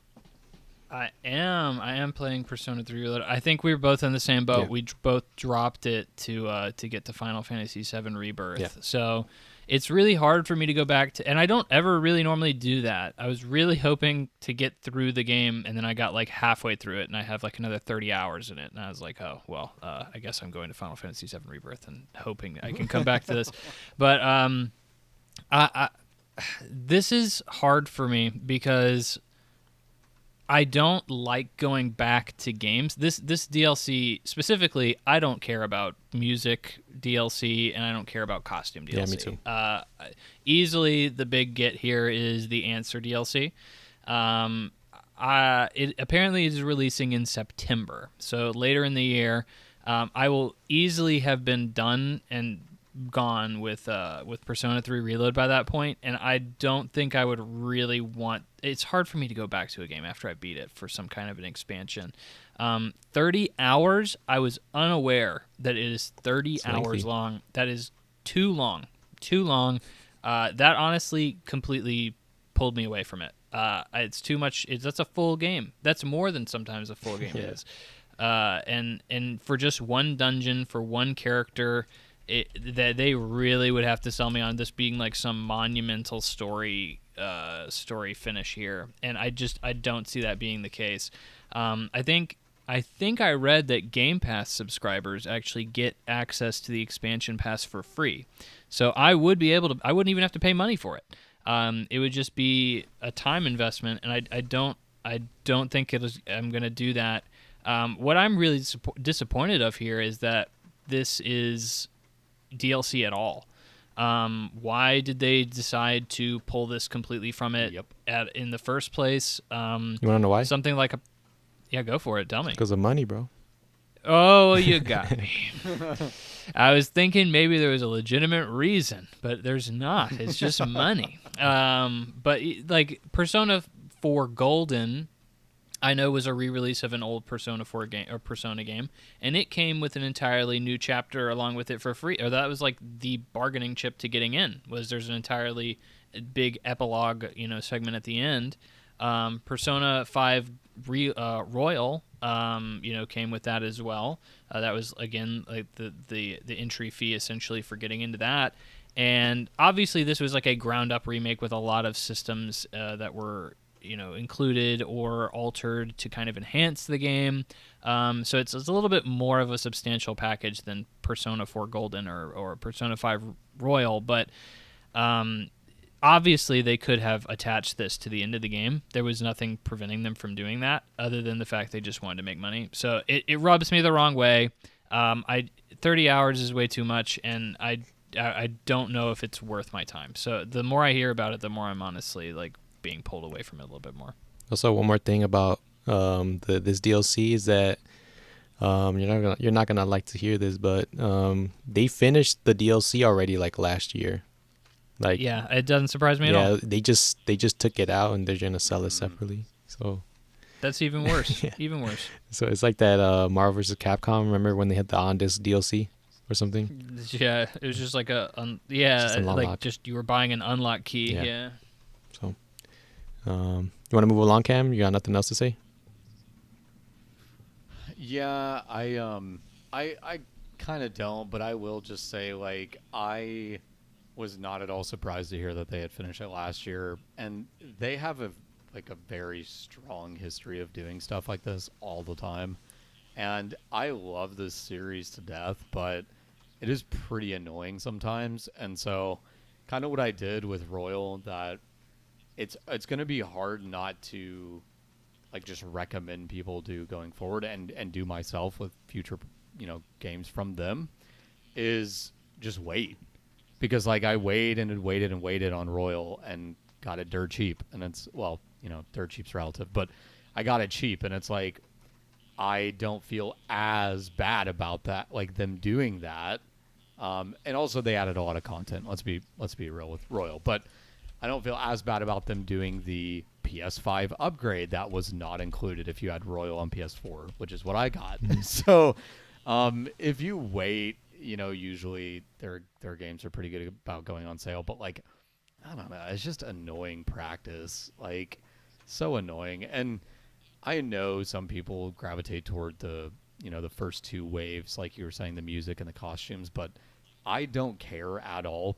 And in fact, this is just me, I actually avidly do not like costume DLC, because most of the time it just takes away from immersion for me. Like I put on like some of the costumes in Royal to try them out, and I'm like, wow, like a lot of these look really dumb. You know what I mean? Like they make their heads huge to match like the tactic style. I'm like, that doesn't look good to me. So I'm like, put it back on their original costumes. I did like the Velvet Room costumes in Royal. I'll give them that. Those were pretty cool. But other than that, yeah. Yep. Blah. Yeah, all right. Negative reception from here, but it's fine. Yeah, it fucking sucks because you could buy the game already. It's like $53 already on Amazon, so it's good to wait, like you said. Next one, Gravity Rush 2 Remastered, coming to the PS5 and the PC. This was like one of the leaks from a reliable leaker. They've also leaked like a couple things that were right, and kind of ties in with the next one we're going to talk about for Ghost of Tsushima. But for Gravity Rush 2, it's going to be revealed around the summer showcase around May, and it's going to be coming to the PS5 and the later to PC. For this one, I think I might check this out because I know the second game was in 30 FPS, and I think for this one, I think it'll definitely be in 60 FPS. So it'll be interesting to see, and I think it'll also be interesting to see like how this sells, and see if like Sony wants to invest into like these smaller titles. Yeah, are any of you Gravity Rush fans, or is this like it's cool, I guess? I've played both of them. Oh, well, go for it, Cam. Go for it. Appreciate that. Yeah, I was gonna say I liked the first one a lot. Had a lot of fun with it. I played it while I had, and I don't have it anymore because obviously I discontinued it actually. But during that period of time where the PlayStation membership thing was going on, where you could just like play that library of games, and now they've kind of molded that into the the PS Plus tiers or whatever. But while that sort of Game Pass equivalent, although much watered down, was going on by PlayStation, I played both of these games. I liked the first one a lot. I played the second one and bounced off about halfway through, and afterwards I couldn't decide if it was because I jumped right into it after playing the first and it wasn't different enough for me and it just kind of felt like more of the same, or it was like I wasn't enjoying that kind of gameplay enough to play like a whole nother game of it. But I think it's unique, and I really love it as a unique game. You know what I mean? I'm glad this game was made, and I'm glad the sequel was made, but it's just not my favorite game. But it was fun. I mean, I'm pretty excited for this. I'll probably maybe give it another shot. We'll see. Yeah, I played Gravity Rush 1 and 2, beat both of them. I completely agree with you there, Cam. Like, these games are definitely unique and interesting. That's a great way to describe them, and it's awesome that they're, there's diversity in a lot of the release, or in some of the releases that come out with games like this. If I remember correctly, they're making like a Gravity Rush movie or like a Gravity Rush TV show or something like that. Movie. Like that. Yeah, which is honestly insane, because the thing I hated about these games was the game's story. The stories are horrible in these games. Like they're nonsensical, kind of like wacky, and honestly don't make a lot of sense. Very Japanese, not very well written, and Japanese in like the worst way possible, not like the good kind of Japanese. And like. That's like I almost put down Gravity Rush 1 because I hated the story so much. But I think the gameplay itself is actually, like Cam was saying, unique and fun. I think actually traversal is by far the best thing about this series. And there's very much like a Crackdown-esque quality to it. Like there's a bunch of like orbs around that you can collect by like flying around, and you can use those to upgrade your powers, and it kind of feeds back into the traversal, which is always a fun time. The mission structure itself not as great. Like these games are good. I wouldn't call them great, but they're certainly good. And so like this being remastered, I think is a tie-in for what the movie, or the movie is what you were saying. Yeah. So I think that that's where these are coming from. I will not be picking it up because I've already played it and I didn't enjoy it enough to really go back to. So it's pretty much for me. Be interesting to see if like how the sales do around this, because I see a lot of people they always clamor for Gravity Rush to return. So maybe this is like, hey, we're gonna remaster this, so if you want to like get a new game or something, you should buy this remaster. Hopefully it's on discount. If it's on $40, I think I'll buy it and just play it. See how it is. Should be cool. Around the summer showcase, which would be a good surprise there. And then our last thing to talk about, this also ties into the leaker. The Ghost of Tsushima 2, or the sequel, is going to be revealed in the May or June showcase, so around the summertime. And when I was writing this, the leaker of this, their name is like Silk Knight. They have like the Hollow Knight Silk Song mascot as their avatar on Twitter or whatever. They predicted, they had a lot of leaks as well, but I'm not gonna get into that. I think the most interesting one was this one, where they revealed that the PC port was going to be revealed tomorrow. And when I wrote that, it was March 5th, and then on March 6th, they revealed the PC specs and the announcement for Ghost of Tsushima on PC. So I guess now this guy might be credible. I mean, still take it with a grain of salt. So they also predicted the PC specs. The Horizon Forbidden West would be revealed on March 5th, which was that day. What do you guys think about a second game? Are you hyped for this one? You think this game will come out next year or late this year for Ghost of Tsushima 2? Next year, probably, I'd say. I don't know. It probably could be late this year. I think Sony may have already come out and said we are not releasing anything. Yeah. Through 2025 or something like that. So it would be interesting to see if that's the case. I was looking at this too. It seems like this leak got a lot of traction mainstream wise. A lot of outlets picked this up, and like you were saying, he had some stuff come out, and then it was proven factual pretty shortly after, and he's had some other leaks as well that have been proven factual. So he seems very reliable. I think that Ghost of Tsushima 2 is an obvious thing to be coming out soon because, the first game, Sucker Punch has been working on nothing but Ghost of Tsushima since Ghost of Tsushima 1.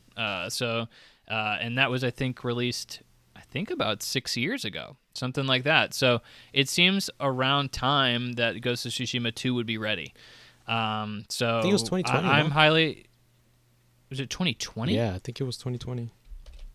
Fact check me on that. That may be the re-release. That sounds so long ago, but you might be right. Yeah, it's 2020.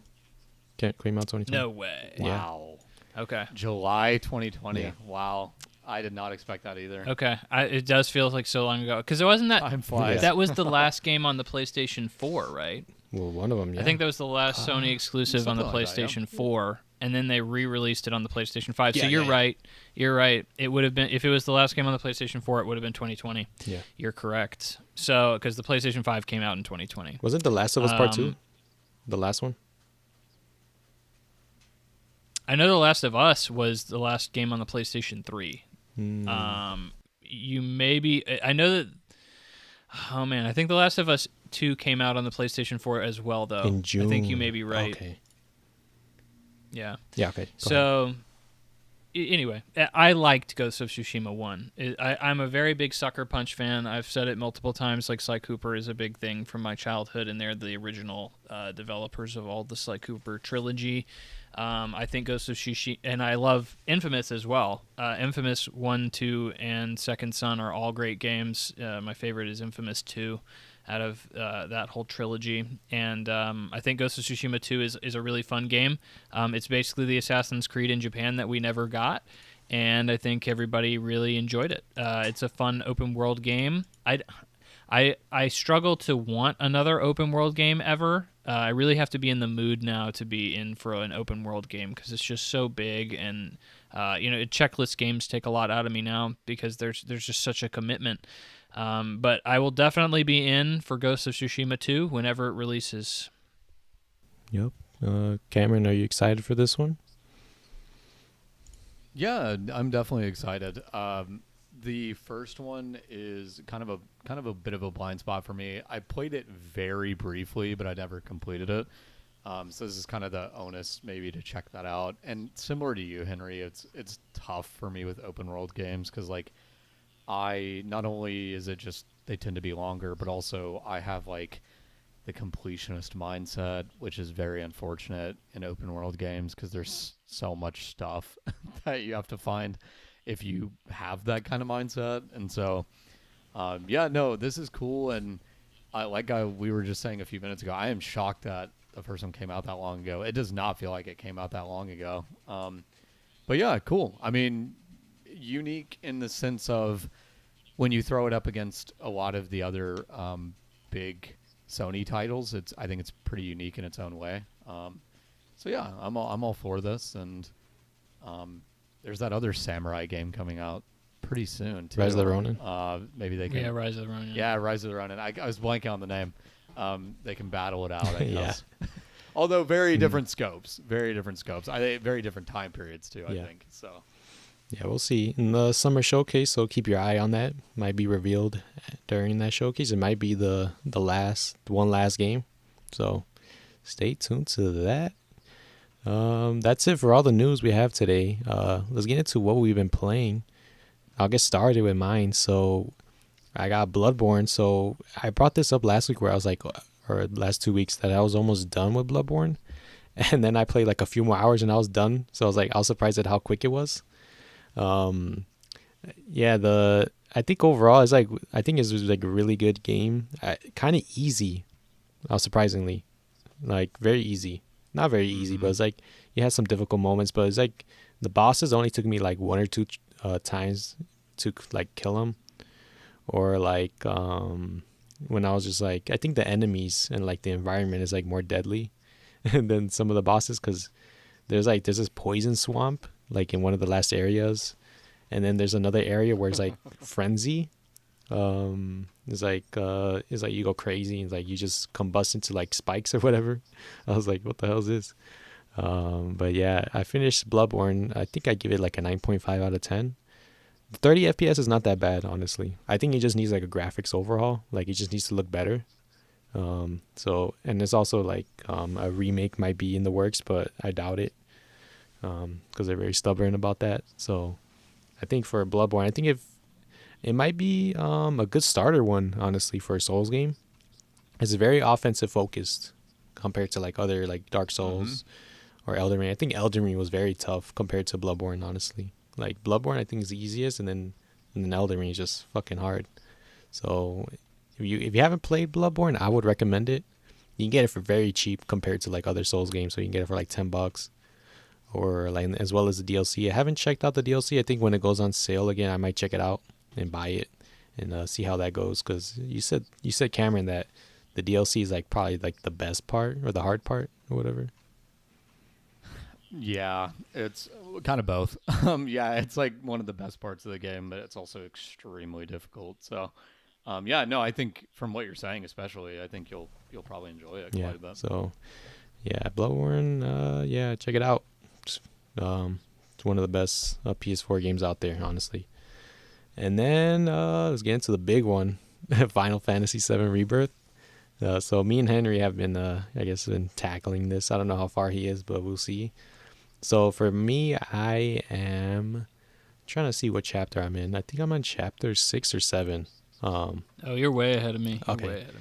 Yeah, I just skipped some of the open world stuff because I was getting burnt out from it, because it was just like I was like, let me finish everything, and like I'm like, oh shit, man, I'm spending so much time just doing this. I'm like, I want the story now. So yeah, I get that. I've been doing every single bit of side content I possibly can. Yeah. So I get why you're way ahead of me now, for sure. Yeah. So yeah, I stopped doing the side quests. I wouldn't recommend doing that. You might get burnt out. So yeah, the story is just a continuation of like what happens after Midgar. So all of that. The music is so good. Like I think it's not the original composer for the game. I think it's a new composer. I don't know who it is, but they've been making some bangers in Rebirth. Like it's amazing. Yeah. They have a lot of renditions of like existing songs. So like you'll notice this song is like more melodramatic. This one's more like upbeat. This one's like more coastal, beachy, whatever. You can see what I'm talking about when you play it. Yeah, the music's good. I'm trying to think. The bosses too. I've had a couple bosses that were like fun as hell. There's one in the caves. You want me to spoil it? Nah, I'm not gonna spoil it. Do not spoil. Yeah, okay. Yeah, I'm not gonna say anything. No spoiling. I'll just say it's in a dungeon. It's like one of my favorite boss fights so far. But yeah, so far it's like I think it might be game of the year, maybe. I don't know what else comes out later this year that might challenge it, but it could be game of the year. But there are still some problems. Performance mode is very blurry. Oof. Oh, I've seen. Oh man, they said they fixed it, but they lied to us. So, they're now they're saying, oh, we're gonna work on another patch. I'm like, all right, cool. And then I'm like, I just deal with the blurriness because I can't deal with 30 FPS in this one for some reason. It's like it looks very weird. You get a headache after playing for a while. So I just did with 60. See what else. The world is huge. Like if you do play this game, like if you can get like on Chocobo or whatever, there's a lot to explore. So I think for this one, I think it's a very faithful like continuation of remake. If you do continue it, I would. Oh man, there's a lot of little things that in this game that the first game doesn't have that I really like. What was it? Some mini games and stuff, I'll just say is like very good. So you want to, there's a lot of little mini games and stuff. The whole lot of variety in this game. I'm assuming you were about to throw it off to me. Let me add one more thing. I forgot to talk about the combat. So, the combat is like amazing so far. So it's basically the same, but they added like some new additions, like was there synergy skills, right? Synergy skills, abilities, and stuff, and like it makes the combat like so much more fun. Like you can like mix and match like with all these characters, and also besides that, I guess like I think this is like one of the best games right now if you want to like get into like a new release, since there's so much to do in this game. But the only negative thing I could say about this is that Chadley. He's like, oh my gosh, it's so annoying because he always pops up like at every moment, and I'm like I'll do something here, he would just pop up, like Cloud will bring up like his thing and then just be talking to him like what do you want? He talks for like 2 minutes at a time, and he's always there. But that's the only negative thing so far from the Rebirth. But you want to continue talking, Henry, about Rebirth? Yeah, I'll definitely chime in and say that Chadley sucks. Yeah. It's super funny because like they added a few original characters to remake the first one, and Chadley was one of them, and no one liked Chadley. I thought it was cool. And now I hated Chadley. Okay. All right, go for it. Yeah, even in the first one, I did too. Chadley was annoying to me. I think even his like design is weird. He's got like like a hovering monocle and like a weird bow on his like shoulder, and I don't know what they were thinking with that. But he's a weird little dude, and he's got like a very robotic personality, and he's not very charismatic in my opinion. But he will pop up anytime you do literally anything in the open world. He will pop up and he will commentate on it, and he will stop you. You cannot, it's not like over some radio and you can just like keep playing the game and like Chadley will talk. It's like you have to stop and talk to Chadley for however long he wants to talk to you, and then you can get back to playing the game. And it's not fun. It took a character that I already didn't like, and then just like was like, well, most of the game is now about Chadley. I hope you enjoy that, and I didn't like that. But that, I think that's easily like the biggest flaw with this game. But funny enough, I think that there's a lot of little problems with this game that really, I'm not going to say drag it down, but it's very odd. It's very odd, and it stands out a lot considering that this game feels so polished and feels like one of the like most expensive games ever made. It is. I'll start off by saying I do love this game. I love this game a lot. Final Fantasy Rebirth or Remake was probably my favorite game that came out that year. In fact, it was my favorite game that came out that year. And it really struck a chord with me. I've talked about that before. And, I love the combat from that. I really think the story was well done. I think the characters themselves are super charming. Really love the characters in how they portrayed them in Final Fantasy Remake. This game continues pretty much all of that. I will say that, these issues that have been compiling, I think one of them, I was just touching on the story for a second, is I'm very concerned after reading some early reviews that Nomura, the director behind the game, pulled a Kingdom Hearts on this game. And I've heard some people say, well, yeah, the end of this game's story kind of sucks. And I don't know what it is, but like I can only imagine, because I've played Kingdom Hearts games before, that Nomura jumps the shark in some way, shape, or form and does something crazy and completely, like, he has such a good concept going, in my eyes at least, that he's just going to completely ruin it. So I'm very hesitant about that, but currently I am enjoying the story a lot. I am enjoying the characters. So, overall, I think this game is an easy 8.5, 9, maybe 9.5 to me. But these little issues, I think, are the more interesting things to talk about. And Alexis, I'm interested to see what you think about them as I bring them up. So obviously Chadley is like the big thing. So like this game is now open world, or quote unquote open world. It's open area. Yeah. So it's not really an open world, it's an open area. You go to segmented areas, and I really, honestly, I kind of love it. It's very addicting, and it's very manageable. These areas, honestly, it doesn't take you that long to do everything in them. There's not like a million things to do, which is kind of a pet peeve of mine now in like a Ubisoft open world game, which is kind of the standard for that genre, is like there's too much to do. It takes too much time. In this instance, you know, like these little chunks are really manageable, and you can kind of knock them out pretty fast. I think there's supposed to be 6 open world areas in the game. Oh wow! Okay. And you know, I'm able to get through pretty much everything in an area in like maybe 5 or 6 hours, something like that, to 100% an area. Do absolutely everything. Which I think is honestly very manageable, and it feels like a very fast-paced, very addictive click, and I really enjoy that. The problem is that I have with it is the open world feels very outdated. This feels like an open world game that came out 10 years ago and was made by a studio that looked at open world games and said, well, we need to make games like that, and then tried. And it's not surprising, because this is Square Enix's, like, it's a Japanese studio. Japanese studios don't typically make open world games, and so I think this is really their first foray into doing something anything like it. So, you know, you have your standard, like, climb this tower, and then you'll be able to see, you know, more of mission objectives on the map, which, like, in this game is honestly kind of odd, because, like, climbing things and platforming is not really its strong suit. Which is very minor, but you know, it's, you know, it just seems like an odd addition.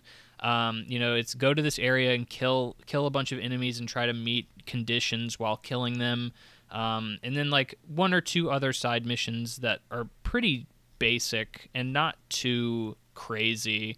And it sounds like you do agree with that, Alexis. I'm not like totally crazy saying that. Yeah. The open world is like, it's kind of weird, because like I like the battling, like the combat, but I just hate climbing stuff, and like the towers are annoying because it's slow, and like you gotta go up the ladder like 3 times, climb up this ledge. I might just skip like most of the open world stuff and just go through the story, because I think what I loved about Remake is just like the story is just constantly, it's like the story's always evolving, like there's always something new. Yeah. And that absolutely. Like I prefer that over like an open world. So I don't know, I think I might just go through and finish the story, and then just go back and go through the side quests and stuff, maybe. So it's so difficult for me to go back and do like open world side quests and stuff once I finish a game. Yeah. I feel like once I see the credits roll, I'm like, well, I have no incentive to do anything else in this world. That's why I'm conflicted on that. Yeah, and speaking of slow, you mentioned slow. Mm-hmm. This is a complaint I've heard from a few people, and I would say that it is very rampant through this game. There's like weirdly slow segments, very sluggish segments. If you played the demo, you're acutely aware of several of them. So like there's like an area in the demo where you're like vacuuming up things. And like it's incredibly slow to like move things. Like at one point Cloud becomes injured, and like you have to limp through so much like of 5 this minutes. section. I remember that. It's so long, and then you have like stealth segments in this game that are incredibly slow. Like Cloud is mandatorily like crawling and like, you know, moving so slowly through all these stealth segments.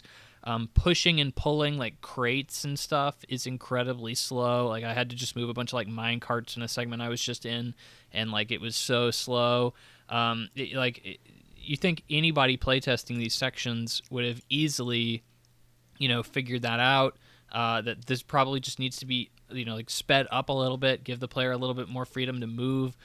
Speaking of which, climbing in this game is incredibly outdated. Not only is it like, you know, like the standard, like if you think old school Uncharted climbing, like we have here's a platform with, yellow rocks, that you need to climb. Like, not only is it that level of platforming, but it's also very slow, very clunky. They go from one rock and then they'll like stop, and then you have to move the analog stick and like continue to move them. It feels outdated and clunky, like they had no idea what they were doing there. And then, okay, this is a huge pet peeve for me, and I don't know about you, Alexis, but the menus are horrible. Not only are they horrible, they're like so confusing. Like there is a party section in the menu. You cannot change your party in the party menu. You have to go to like, what is it, combat settings in order to change your party, not the party section, which is like, why? Like, that doesn't make any sense. And then like there's a weapon upgrade section. Oh yeah. There is no way to upgrade your weapon in the weapon upgrade section. It's just I don't even know what the point of it is. There's only one thing you can even do to your weapons. It's like changing one slot, one like ability slot that can go in it, and you don't even change it in the weapon upgrade section. You change it in like the equipment section. So it's like these menus are weird. And then one last pet peeve I have is like you have a lot of options for combat at your disposal, which I love the combat, but most of the time you are not going to be able to utilize them. So like your limits, your summons, your synchronization powers, like Alexis was saying, really you're only ever going to have time to do them in a boss fight. Because they take so long to, like in order to use a synchronization power, you have to use a power or an ability from two characters at least 3 times. And in a regular combat scenario, just in the open world, you're going to be lucky to get 2 or 3 moves off, at all from one character. Yeah. So like you're in limits, never power up. Summons are rare to power up. And you're only ever going to see them during a boss fight. So, while I love the boss fights, they're awesome, it makes me feel like I'm super limited and always like trying to rush to get my abilities off and never getting the payoff of getting those abilities off in smaller combat. Now, I've said all these things, and it sounds like I'm being really down on the game. Again, I love this package as a whole. It is probably going to be my game of the year, if I had to guess, just because I love the charm, I love the characters, I love the story, I love the world, and I love the combat, too. The combat's absolutely amazing. But it's just weird to look at this game that has so much going for it and then see these weird missteps that, like, clearly could have been cleaned up. But Alexis, I'm interested to hear your opinion on any of this stuff that I just said, because I went through a lot. Yeah, you went through a lot, kind of negative stuff, but I can agree with some of it. Hater. No, it's kind of weird because you said that I think the open world. I think for this game, I think it's fine, but I think the third game, I think it should go back to like how Remake was. Even though people didn't like that, I think it should go back to like a linear storytelling, and then just ditch all the side quests, honestly. Because there are side quests in this one that are pretty good, honestly. Like they're way better than Remake, but it's just they're just good. So it's like, they're okay. Yeah, they're better than Remake at least. But so like the combat, the boss fights is like you only use it like during boss fights or like during the combat simulator, like during those big fights at the end, or like when you're fighting the summons or whatever. Yeah. Stuff like that. Yeah, I mean, there's also synergy abilities. Like you can there's one like Barrett shoots your gun and then Cloud can like deflect it and attack the enemy. It's like those. I think those are the ones that I mostly use. But yeah, I think I'm playing on dynamic difficulty, so I don't know if that makes it harder because I was on normal. I was going crazy. Like I was killing the smaller enemies pretty quickly, which is fine because they're smaller enemies. But I think some of the bosses can be kind of tough if you don't know what you're doing. There's a lot of juggling, for sure, in the combat to be good at bosses. You always gotta assess, honestly, if you want to like. Oh, no doubt. Yeah, no doubt. I don't think I've died once, but I was so close. But yeah. You're better at video games than me. I've died several times, I think I've died once. So, but I've come close several times. Yeah, I don't know if I'm good or not because I replayed Remake on hard, and like that taught me a lot about like Oh, elements and yeah, stuff. I never did that. And like make sure to guard at the right time, so it might be easier for me. But yeah, I think the combat's hella fun. Like despite all this like bad stuff we're talking about, I think it's still worth playing if you're a Final Fantasy fan in general. Like I don't want that to be discounted. Yeah.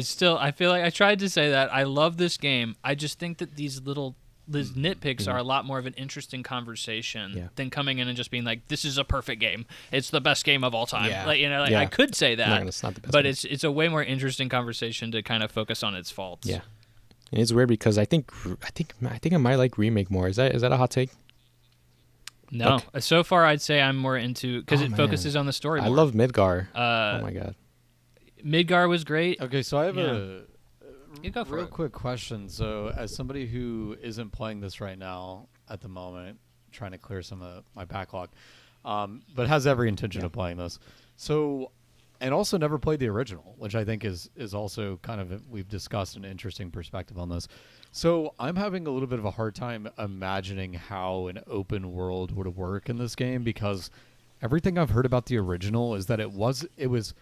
Yes, quote, open world, but it was more like the overworld was more just kind of getting you to the next town. Exactly. Am No, I you're wrong right. on You're that? absolutely correct. There's like random battles. Yeah. Okay. So like when then, you're- yeah. So in my case, or in this case, I'm wondering, like, isn't it just like I would imagine it would just be, some fighting on the way to the next area. Is that kind of how it is, or is it like you're just straight up doing a bunch of stuff in between towns? That's a good way of saying it. Yeah, it feels more or less shoehorned in. There's no point to the open Weird. world other than the fact you're just doing a bunch of open world side quests. There's no like, here's you're on your way to point B. Here's another segment that was in the original game. You're stopping by another town or something like that. Like there is, you come out of a linear segment and you go to a town, and in between that town, there's just a bunch of towers and freaking side quests and stuff like that. So it has no actual grounding in the story or the world at all. It's just kind of an open world for the sake of saying that they have an open world in this game. Interesting. Okay.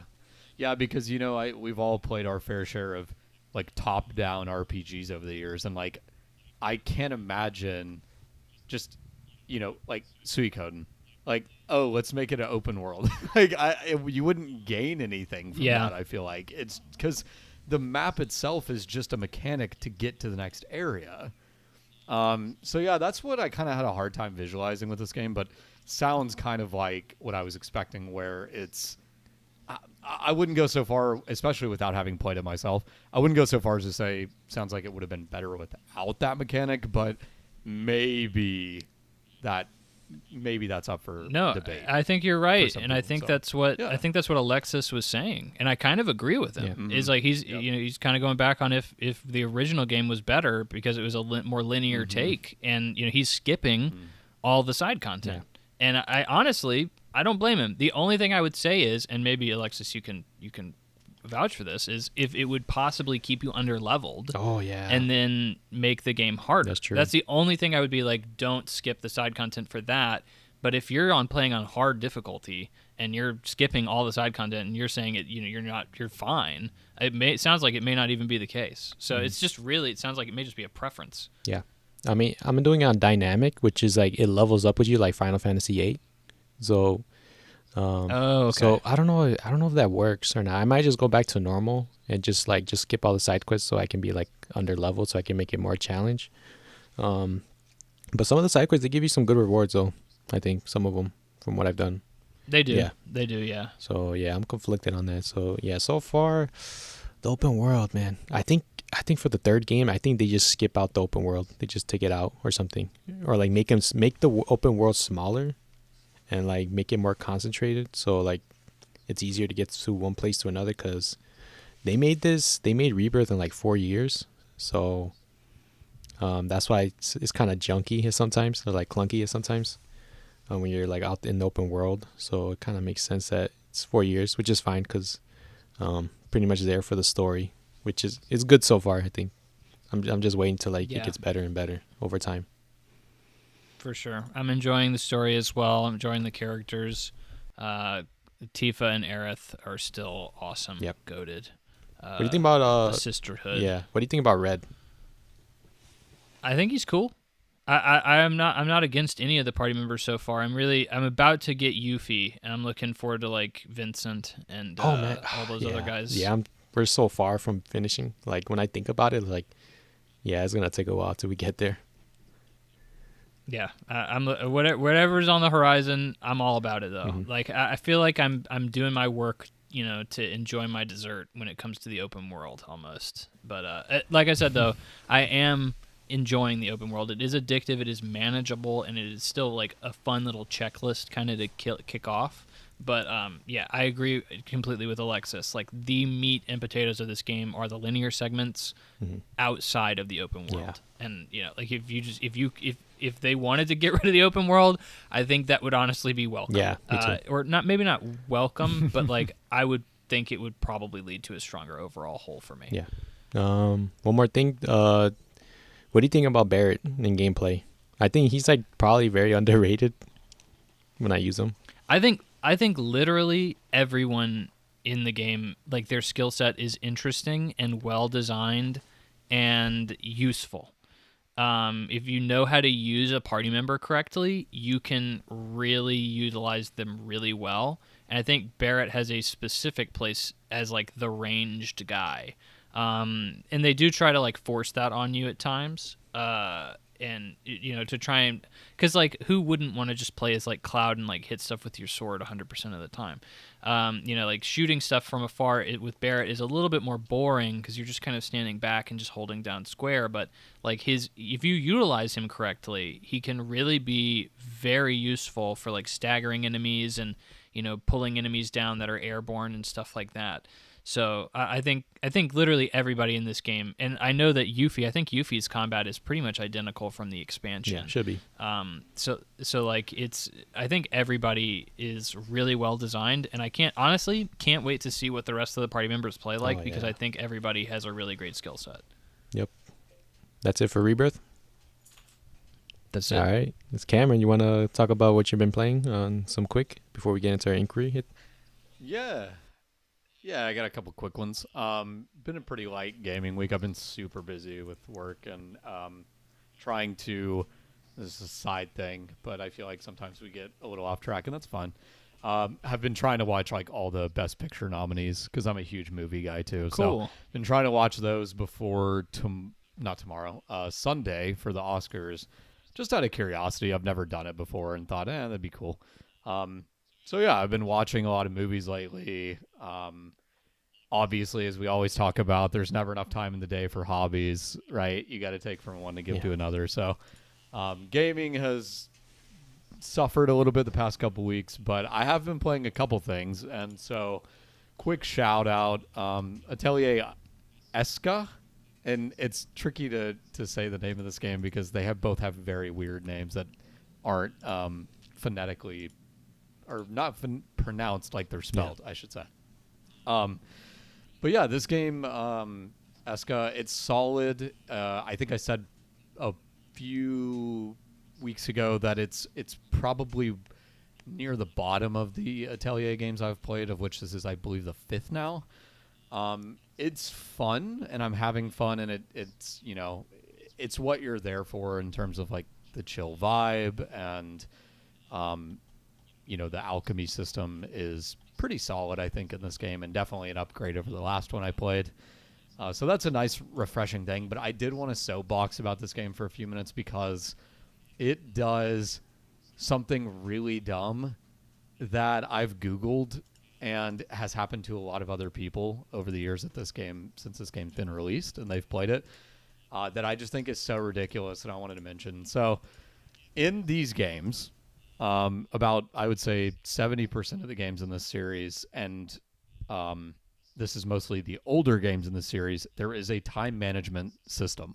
So typically what happens in these Atelier games is you get given a task that is what I would kind of classify as one of the main quest-related things that you do in these games, although it's kind of a loose phrase for this series. But you get a task, and they'll give you 3 months.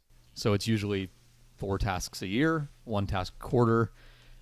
Typically 3 years in the game, but it varies. Some of them have 4 years, some of them have other amounts of time.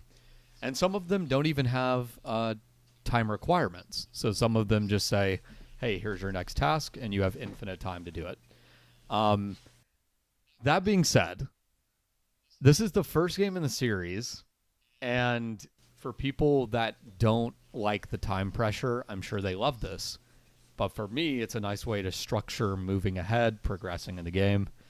But this game does something that I just absolutely can't stand. I'm on the 5th task of the game. So I did the first year of the game, and as time goes on, you get various like upgrades. So at this point in the game, I collect materials in gathering quicker. I travel on the overworld map quicker. And all of these things I'm referring to, they take time, right? So if I want to go out and gather a bunch of materials to alchemy, or to use in my alchemy, that could take a number of days in the game. So you kind of have to manage, do you want to travel right now? Do you want to collect materials? Like, synthesizing items takes in-game time. This is what I hate. This is the first game in the series where I'm on the 5th task, and I have finished the task, and I have 70 days of the 90-day quarter left to play. So I'm like, okay, I've done the task, and I have 70 days till my next main task. Like, what do I do? Because there are answers to this, right? These games are infamous for, which is, I think, a hilarious juxtaposition with how chill they can be. But they're infamous for having really, really hard optional side content, like post-game content, which I think is hilarious. And when I say very hard, I mean like the first game in this series that I played, I beat the game and tried to beat one of the secret bosses and died in like on the second turn. Yeesh. And did like 30 damage to him. So like it is and it varies based on the game, but they can be very difficult in relation to what you need to beat the main quest versus the optional content.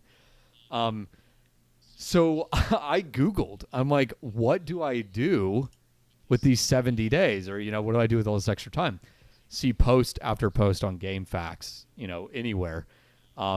Finish the main task, tons of time left. It's like, okay, synthesize items for post-game content. Okay, I've started to do that. I still have 65 days left. What do I do now? Mm-hmm. Like, there is no perfect answer online or that I've found yet, but I kind of worry about this because I'm somewhere around in this game. There's 3 years, and I've just basically finished task 6, but I technically haven't gotten to the end of the 90 days yet. But I kind of worry for the rest of my time playing this game because I'm like, I'm only going to get more upgrades that speed processes up. And I'm already clearing these tasks with like 70 out of 90 days. So like, in year 3, am I going to finish the task in the first week and then have 80 days that I have to just play? And probably the most hilarious thing about this is somebody's answer, their response to this was just rest. So like literally just rest and waste in-game days. I'm like, why would I do that? And why should I have to do that? So wanted to soapbox about that a little bit and kind of, curious to hear if you guys ever played very many games with like time management systems, and have you ever run into anything like that? Usually you're running out of time. Yeah, I feel like. I mean, Persona's the big one, right? What was it? Harvest Moon. Great I example. think. Harvest Moon, Yeah. Animal Crossing. Yeah. I'm not sure what else. I know what you mean. Pikmin is one I know of. Stardew. Do either of you Stardew, play no. Stardew I Valley? heard of No, it. I have not. Oh, I got hooked on it for like a good solid few months and was playing it like daily. It's on my to-do list. I own it on it's one of those games I own on like 4 platforms because I like the creator and also just I played it a ton.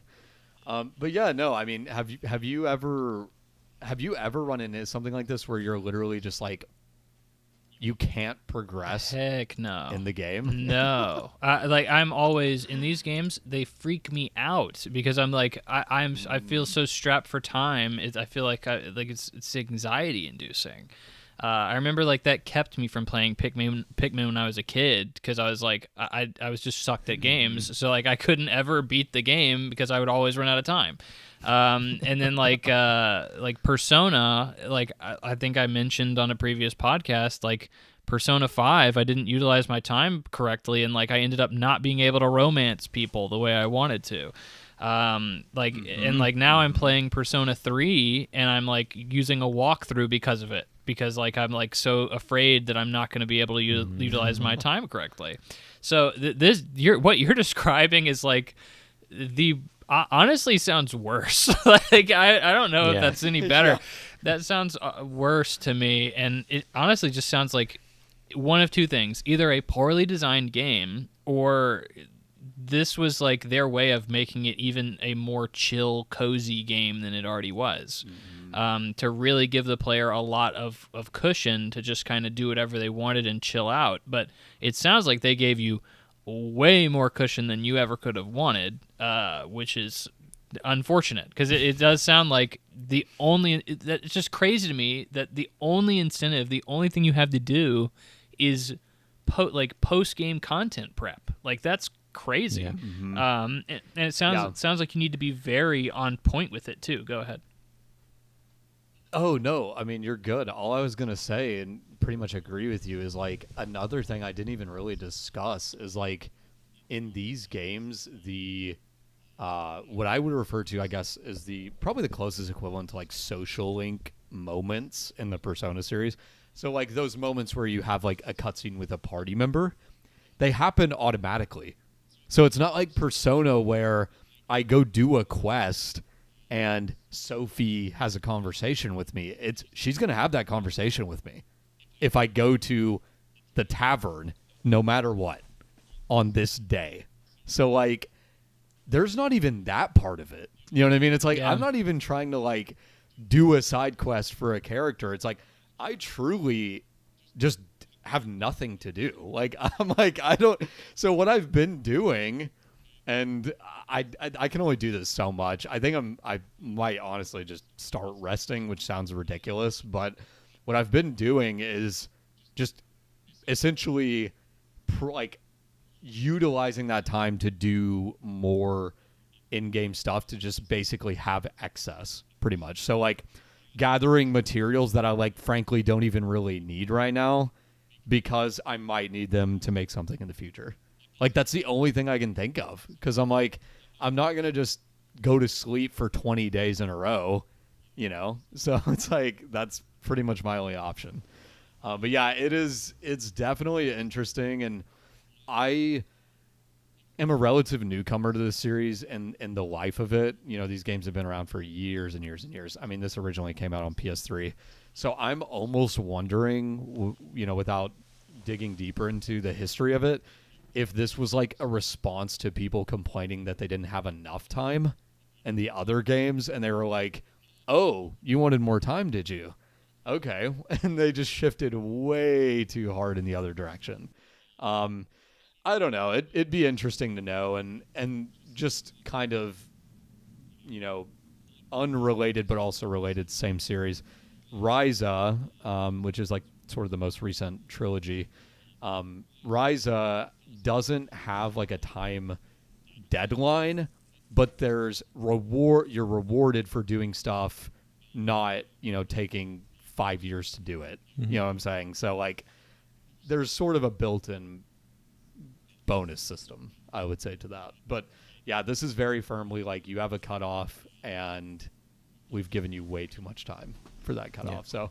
So that was kind of interesting to run into and unique. Mm-hmm. I would say. I didn't know there was a time thing in there. And I think when I played Animal Crossing, like I think I was on the GameCube and the Wii, and like every time, like it was like during like different parts of like the season, like you couldn't catch certain fish, or like there's only like this certain type of bugs during this time, and it would suck because then like you would have to like do nothing. And like if you, I think if you like like speed forward like the time clock on your like system, it penalizes you Yep. or something. So you like I think you just have to wait. So yeah, I know what you mean by that fucking time gating and stuff. Yeah, and it's really funny too because like these games like they like you were saying, Henry, it almost truly feels like the worst of both worlds in a way because like it has the deadline, unlike something, you know, like Animal Crossing Stardew Valley, where, you know, there's in-game things you could do that would be nice if you didn't waste a bunch of time, but you're not forced to. So it doesn't have that, but then it does have a deadline, but the deadline is way too generous. So I'm like, at this point, you might as well just not have had the deadline. I feel like that was the answer. But yeah, I don't know. I mean, we'll see, and maybe I'll run into something that just necessitates a bunch of my time. But like, I already feel super strong in terms of like late stage game. So like, it's not like I have a ton of stuff to make, you know what I mean, to progress. It's just truly like twiddling my thumbs. So kind of weird, but you know, it is what it is, I guess. And then the other game I was going to really quickly hit on that I've been playing is, and just perpetually I feel like always playing at one point or another, is Picross, which is on Switch, is what I play it on. But very fun, like little puzzle game. It's got shades of Sudoku if people like Sudoku. But basically, general idea is you're making pictures out of dots, and columns and rows have numbers on them that tell you how many dots go in that column. At its very core, that's all it is. But yeah, it's pretty fun, and it's probably the most hilarious thing to me about Picross is like the thing that the picture is saying it's making sometimes is so goofy. Yeah. It's like, oh, this was a sombrero, and it literally just looks like a triangle or something before it makes the picture. And I'm like, okay, I'll give you that one, I guess. Yeah. But like, I don't know about this. Yeah, this one is kind of weird, no? Like, is that you say like Sudoku or something? It reminds me of that in the sense that there's numbers in a grid, but it's very similar or very different in other ways, I think. I would definitely say it's Sudoku-esque, definitely. Okay. Because I've heard of this, but I'm just looking at it. I'll have to look at gameplay to see like what the hell this game is about. Because looking from the images, I'm like, I see like a picture of some animals. I'm like, okay, I know what you mean by like, it draws a picture or whatever. I think I saw Toad in there too. Mm-hmm. Yeah, it's a fun little like brain teaser type of game. I like these type of things for just random downtime. Like if I just have a few minutes before bed and I'm just like, I just want to play something easy that I can only dedicate 10 minutes to, I'll bust this out and play a couple puzzles. It's nice for that kind of thing. And I will say, if we ever had a discussion on value, if you compare, which this is not always a perfect comparison, but I know a lot of people equate hours utilized for a hobby to its value, which is not always a good comparison. But if you are one of those type of thinkers, this is in my opinion, one of the best values you can get, like straight up in a game series, because they put so many puzzles into each of these Picross games, and they're like, I think $15 on Switch, or maybe 20, but they're on sale all the time. Super something low. like that. Super low, yeah. And yeah, like I have been playing the same. So I bought two of them like at the same time because I played a bunch of puzzles on the first one and really liked it. So I was like, oh, I'll beat this in no time. I've still been playing the same one for like months because I just, I don't grind like 4 hours of Picross a day, but there's just so many puzzles that like I've been playing it for a really long time and I'm still not even through the first one. So huge value, I think. But yeah, pretty fun game. All right. So is that everything on your list? All right. Oh yeah. Well, I'll check out Picross. I'll see gameplay because it looks interesting. Yeah, Yep. My wife loves it. We played it together. There's like a co-op mode on Switch. Oh, nice. So like if you wanted to play co-op, That's awesome. but yeah, it's a great game. Got it. All right. Let's cap off the show with this inquiry from Cameron's brother. Hello, Cameron's brother here, and I've enjoyed the podcast. I have one question and a game of sorts. And this game is remake or rest. Couldn't think of a better name. Listing 5 games below, would each of you like a remake or let the original quote-unquote rest? So like, which one would you like, a remake? And the rest is like, I'll just let it be. Don't need to ruin it. And those 5 games are Chrono Trigger, Banjo-Kazooie, Fable, Castlevania Symphony of the Night, and Fear. I'll get started on this. Honestly, I think Chrono Trigger, definitely remake that. I don't think it. Easy remake. I see people say that nah, don't remake it. You're gonna ruin the legacy. I'm like, nah, just do a faithful remake. Honestly, just like make it turn based, or what was it? Isn't it like it's ATB, right? Or yeah, okay. So I'll make it turn based. Just make it like Final Fantasy X. Just make it turn based like that. And yeah, remake Chrono Trigger for sure is a moneymaker for that. Second one, Banjo-Kazooie. Ooh, for this one, I think I would remake it for sure because it's been a while since the last one, and the last one was on the 360, which I don't know, it's just building. I don't know, we don't talk about that. Just remake the original game. Just make it look better, honestly, because that's all you need to do. Fable. Ooh, I never played Fable, so I think I'll just let it rest. There's a new game coming out, so I think it's fine. Just let it rest. Castlevania, I think just rest it. I don't know if you guys agree with that. I do.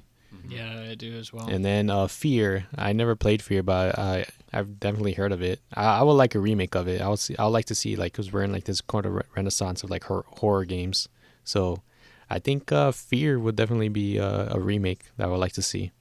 You want to get started, Henry? You want to go quick on this list? Yeah, sure. I think we already touched on Chrono Trigger. R.I.P. Akira Toriyama, by the way. He was I was going to hard shout that out yesterday. too. Yeah, Yep.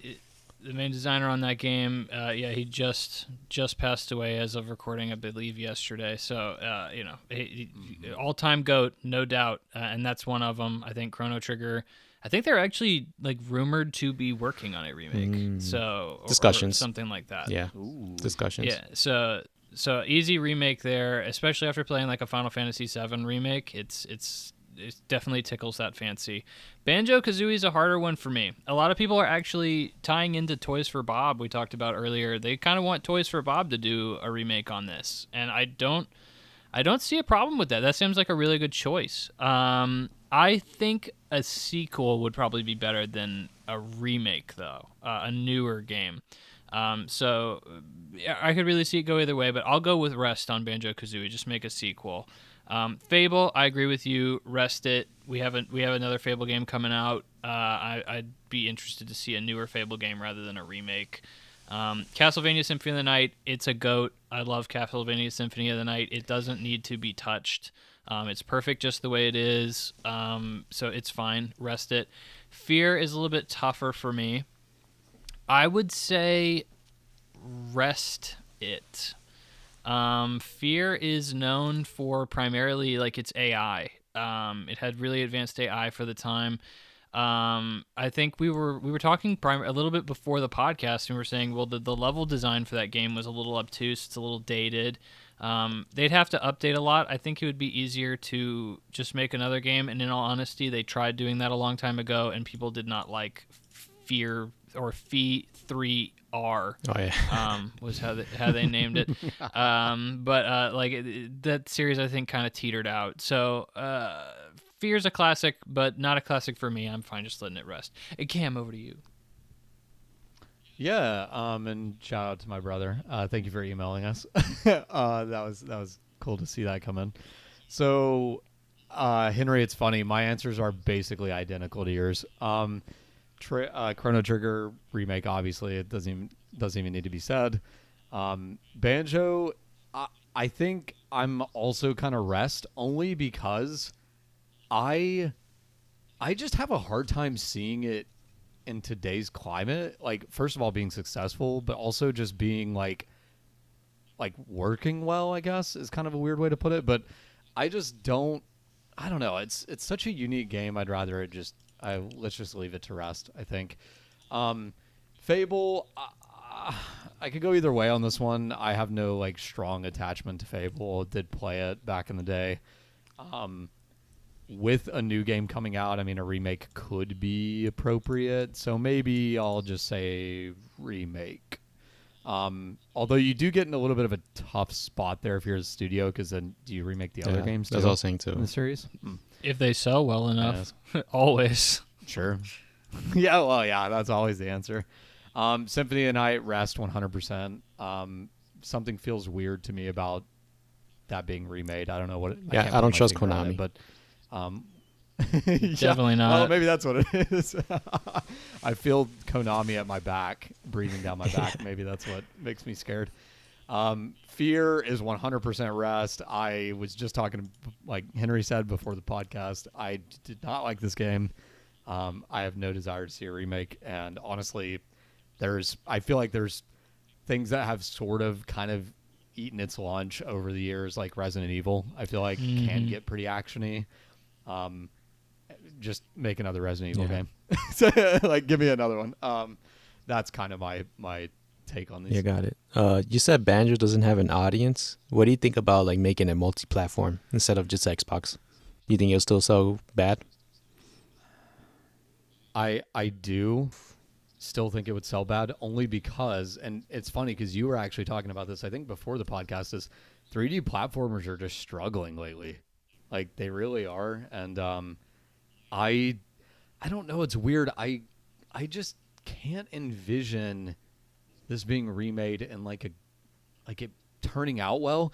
I guess the first thing my mind jumps to, and I know a lot of people don't, I know this, people sit on both sides of the fence on this, but the Conquer Bad Fur Day remake, like it is worse to some people and better to others. Yeah. I feel like we'd get in a weird zone with Banjo, and maybe it's just 'cause both rare, but where if it was remade, there would be some people that like detracted from it.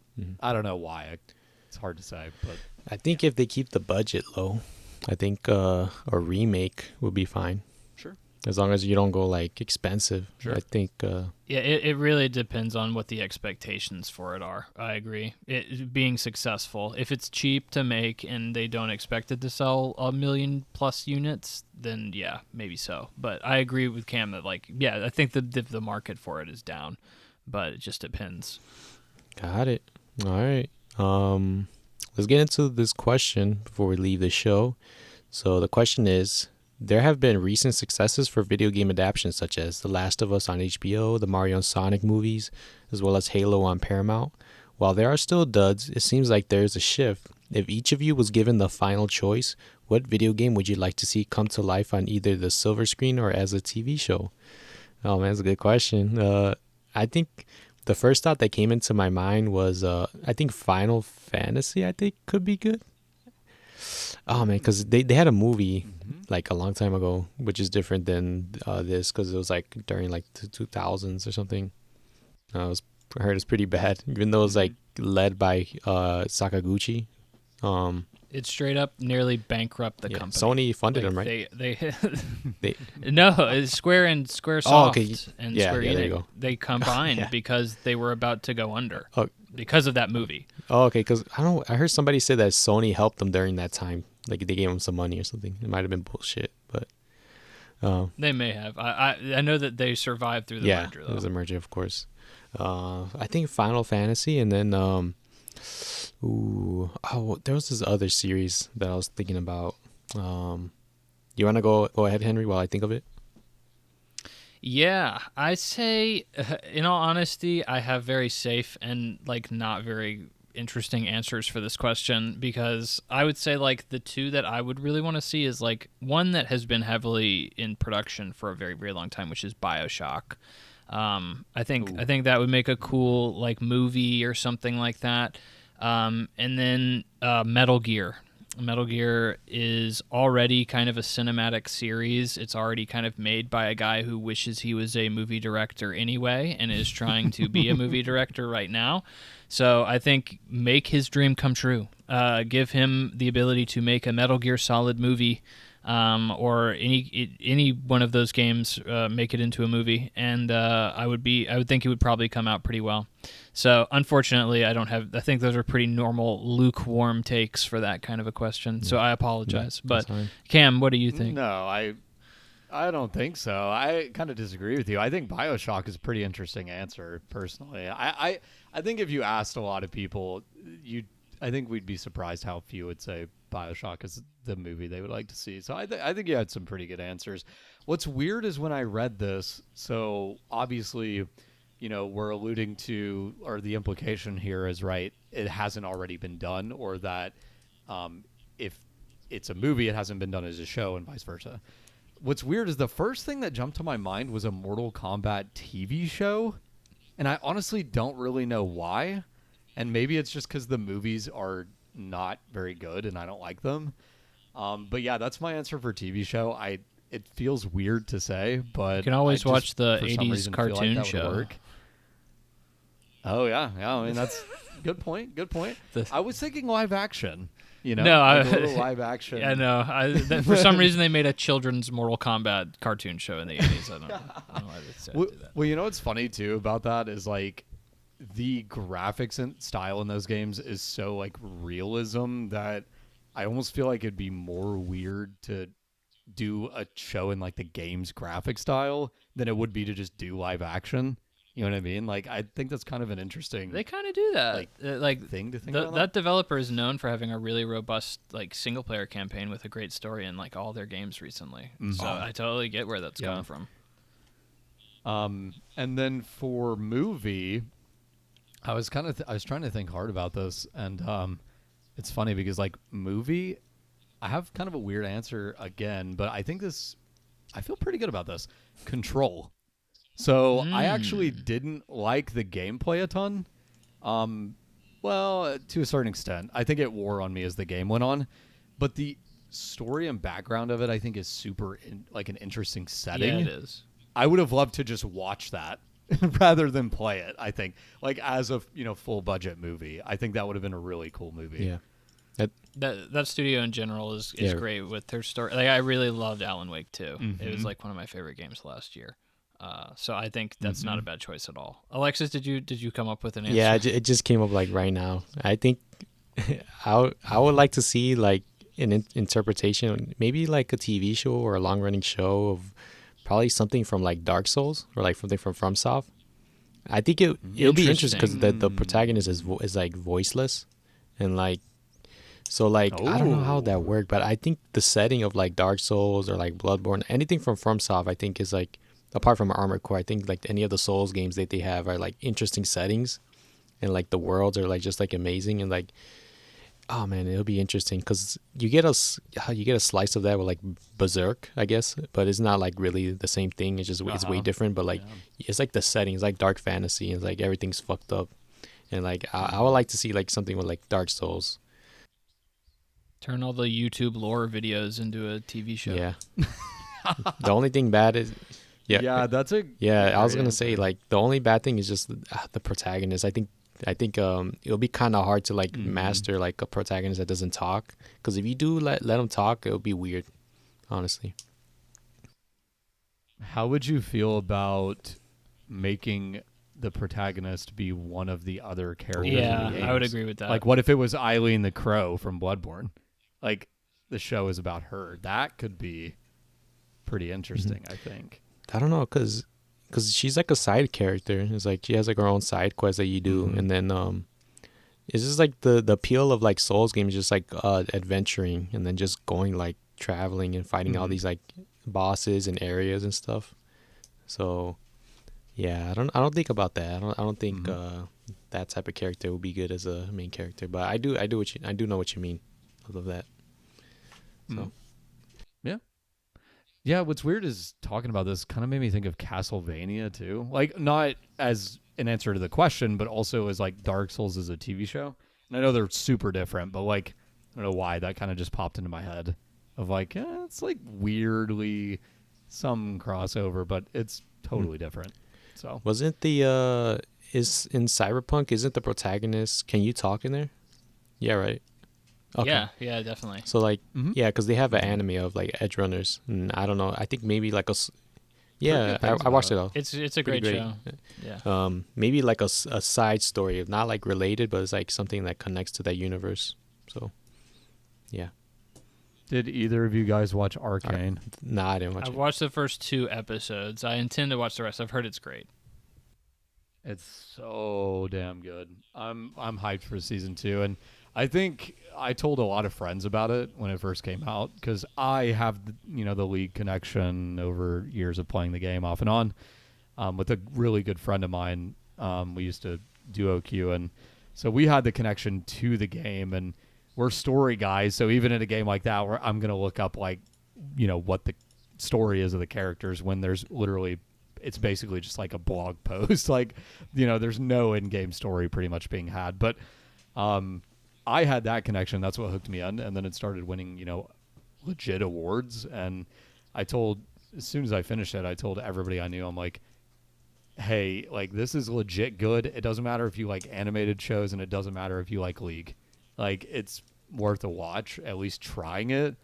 And I'm proud, like, out of the recommendation because every single person I've told to watch it has loved the show. So could be contradicted putting this on a public broadcast, but everybody I know that I've told about Arcane, they love it. So highly recommend it. And Riot spent a ton of money paying the studio that animated it. So like even if you don't care at all about League, like the animation is amazing in the show. The art style is amazing. So highly recommend. Yeah, I don't play League, so like it would be like kind of hard for me to like get into it, even though it's like different.